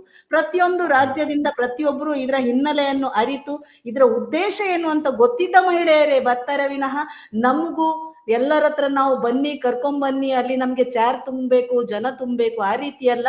ಅಲ್ಲಿ ಪ್ರತಿಯೊಬ್ಬರಿಗೂ ಇದರ ಬಗ್ಗೆ ಗೊತ್ತಿರ್ಬೇಕು, ಪ್ರತಿಯೊಂದು ಹೋರಾಟಕ್ಕೂ ಸಿದ್ಧರಿರ್ಬೇಕು, ಬದ್ಧತೆ ಇರ್ಬೇಕು ಈ ಕಾರ್ಯಕ್ರಮದಲ್ಲಿ ಅಂತ ಹೇಳುವ ಮಹಿಳೆಯರು ಬರ್ತಾರೆ. ಹಾಗಾಗಿ ವಿಶ್ವಾಸ ಉಂಟು. ನಾವು ಸಂಖ್ಯೆ ಅಷ್ಟು ಹೇಳಿದ್ರು ಮುಂದಿನ ದಿನಗಳಲ್ಲಿ ಆ ಸಂಖ್ಯೆ ದುಪ್ಪಟ್ಟು ಆಗಿ ನಮ್ಗೆ ಗೊತ್ತಿಲ್ಲ ಯಾವ ರೀತಿ ಅಂದ್ರೆ. ಯಾಕೆಂದ್ರೆ ಹೋರಾಟದಲ್ಲಿ ಇದುವರೆಗೆ ಸೌಜನ್ಯ ಹೋರಾಟದಲ್ಲಿ ನಾವು ನಿರೀಕ್ಷೆಗಿಂತ ಮೇಲೂ ಜನ ಬಂದಿದ್ದಾರೆ, ನಮಗೂ ಗೊತ್ತಿರುವುದಿಲ್ಲ. ಹಾಗಾಗಿ ಇಲ್ಲಿ ನಾನು ಹೇಳಲಿಕ್ಕೆ ಆಗುದಿಲ್ಲ ಎಷ್ಟು ಮಹಿಳೆಯರು ಬರ್ತಾರಂತ, ನಮಗೂ ಗೊತ್ತಿಲ್ಲ. ಆದ್ರೆ ನಾವಂತೂ ನಮ್ಮ ಹೋರಾಟಕ್ಕೆ ಬಂದ ಮಹಿಳೆಯರು, ನಮ್ಮ ಹೋರಾಟಕ್ಕೆ ಬಂದು, ಯಾಕೆಂದ್ರೆ ಇದರಲ್ಲಿ ನಾನು ಎಲ್ಲರ ಹತ್ರ ಕಳಕಳಿಯಲ್ಲಿ ಮನವಿ ಮಾಡೋದು, ಕೇವಲ ಇಲ್ಲಿ ಮಹಿಳೆಯರು ಮಾತ್ರ ಅಲ್ಲ, ಮಹಿಳೆಯರನ್ನು ಕಳಿಸಿಕೊಡುವ ಜವಾಬ್ದಾರಿ ಆ ಮನೆಯ ಗಂಡಸರಿಗಿದೆ. ಯಾಕೆಂದ್ರೆ ಅವರನ್ನು ಬಿಟ್ಟು ನಾವಲ್ಲ. ಪ್ರತಿಯೊಂದು ಸಂಘಟನೆ, ಹೋರಾಟಗಾರರ ಸಂಘಟನೆಯಲ್ಲಿ ನಾವು ಮನವಿ ಮಾಡುದು, ಇಷ್ಟು ಹೋರಾಟವನ್ನು ನೀವು ಮಾಡ್ಕೊಂಡು ಬಂದಿದ್ದೀರಿ, ನಿಮ್ಮ ಮನೆಯ ಮಹಿಳೆಯರನ್ನು ಕಳಿಸಿಕೊಡ್ಬೇಕು, ನೀವು ಬರ್ಬೇಕು, ಬರಬಾರ್ದು ಅಂತ ಹೇಳುದಲ್ಲ. ಆದ್ರೆ ಮಹಿಳಾ ಸಮಾವೇಶ ಆದ ಕಾರಣ ನಿಮ್ಮ ಮನೆಯವರು ನಾವು ಬರ್ಬೇಕು. ನಾವೆಲ್ಲೂ ಇದು ಕೇವಲ ಮಹಿಳೆಯರು ಬರಬಾರ್ದು ಅಂತ ಹೇಳುದಲ್ಲ. ಆದ್ರೆ ಆ ಮಹಿಳೆಯರನ್ನು ಕಳಿಸುವ ಜವಾಬ್ದಾರಿ ಆ ಒಂದು ಮನೆಯವ್ರದ್ದಿರ್ತದೆ, ಹೋರಾಟಗಾರರು ಇರ್ತದೆ. ಹಾಗಾಗಿ ತಮ್ಮ ಮನೆಯ ತಾಯಂದಿರಾಗ್ಲಿ, ಅಕ್ಕ ತಂಗಿಯರ, ಹೆಂಡತಿ ಮಕ್ಕಳನ್ನು ಕಳಿಸಿಕೊಡುವ ಎಲ್ಲ ಜವಾಬ್ದಾರಿ ಇರುವುದು ಆ ಹೋರಾಟಗಾರರ ಮಹನೀಯರಲ್ಲಿ. ಹಾಗೆ ನಾನು ಮಹಿಳೆಯರಿಗಿಂತ ಜಾಸ್ತಿ ಮಹಿಳೆಯರು ನಮ್ಮವರು, ಅವರನ್ನು ಕರೆಯುವ ಅವಶ್ಯಕತೆ ಇಲ್ಲ. ನಮ್ಮ ತಾಯಿಯಂದಿರು, ನಮ್ಮ ಅಕ್ಕ ತಂಗಿಯಂದಿರು. ಆದ್ರೆ ನಮ್ಮ ಅಣ್ಣಂದಿರ ಹತ್ರ ನಾವು ಕೇಳಬೇಕು, ದಯಮಾಡಿ ನಿಮ್ಮ ಮನೆ ಅಣ್ಣಂದಿರೇ ನಿಮ್ಮ ತಂಗಿಯರನ್ನು, ಅಕ್ಕಂದಿರನ್ನು, ತಾಯಿಯಂದಿರನ್ನು ಕಳಿಸಿಕೊಡುವ ಜವಾಬ್ದಾರಿ ನಿಮ್ಗೆ ಇದೆ, ನೀವು ನಮ್ಮೊಂದಿಗೆ ಕೈ ಜೋಡಿಸ್ಬೇಕು ಅಂತ ನಾನು ಈ ವೇದಿಕೆಯ ಮುಖಾಂತರ, ನಿಮ್ಮ ಮಾಧ್ಯಮದ ಮುಖಾಂತರ ನಾನು ಮನವಿಗಳು ಮಾಡಿಕೊಳ್ತೇನೆ. Okay, thank you madam, thank you. ಬಹಳಷ್ಟು ವಿಚಾರಗಳನ್ನ ಚರ್ಚೆ ಮಾಡಿದೀವಿ. ನಿಮ್ಮ 16ನೇ ತಾರೀಕು ಮಾಡುವಂತಹ ಸಭೆ ಯಶಸ್ವಿ ಆಗ್ಲಿ. ಆ ಸಮಾವೇಶದಿಂದ ಖಂಡಿತ ಅಲ್ಲಿ ಆಗಿರುವಂತಹ ಅನ್ಯಾಯಗಳಿಗೆ ಮತ್ತು ದೌರ್ಜನ್ಯಗಳಿಗೆ ನ್ಯಾಯ ಸಿಗಲಿ ಅಂತ ನಾವು ಸಹ ನಮ್ಮ ಈ ದಿನ ಮಾಧ್ಯಮದ ಮೂಲಕ ಬೇಡ್ಕೊಳ್ತೀವಿ. ಥ್ಯಾಂಕ್ ಯು ಮೇಡಮ್, ಬಹಳ ವಿಚಾರಗಳನ್ನ ಚರ್ಚೆ ಮಾಡಿದೀವಿ. ಧನ್ಯವಾದಗಳು. ಮತ್ತಷ್ಟು ವಿಶೇಷ ವಿಡಿಯೋಗಳನ್ನು ನೋಡಲು ಮತ್ತು ಹೊಸ ವಿಡಿಯೋಗಳ ಬಗ್ಗೆ ತಿಳಿಯಲು ಈ ದಿನ .com ಯೂಟ್ಯೂಬ್ ಚಾನೆಲ್ ಸಬ್ಸ್ಕ್ರೈಬ್ ಮಾಡಿ ಮತ್ತು ಬೆಲ್ ಐಕಾನ್ ಕ್ಲಿಕ್ ಮಾಡಿ.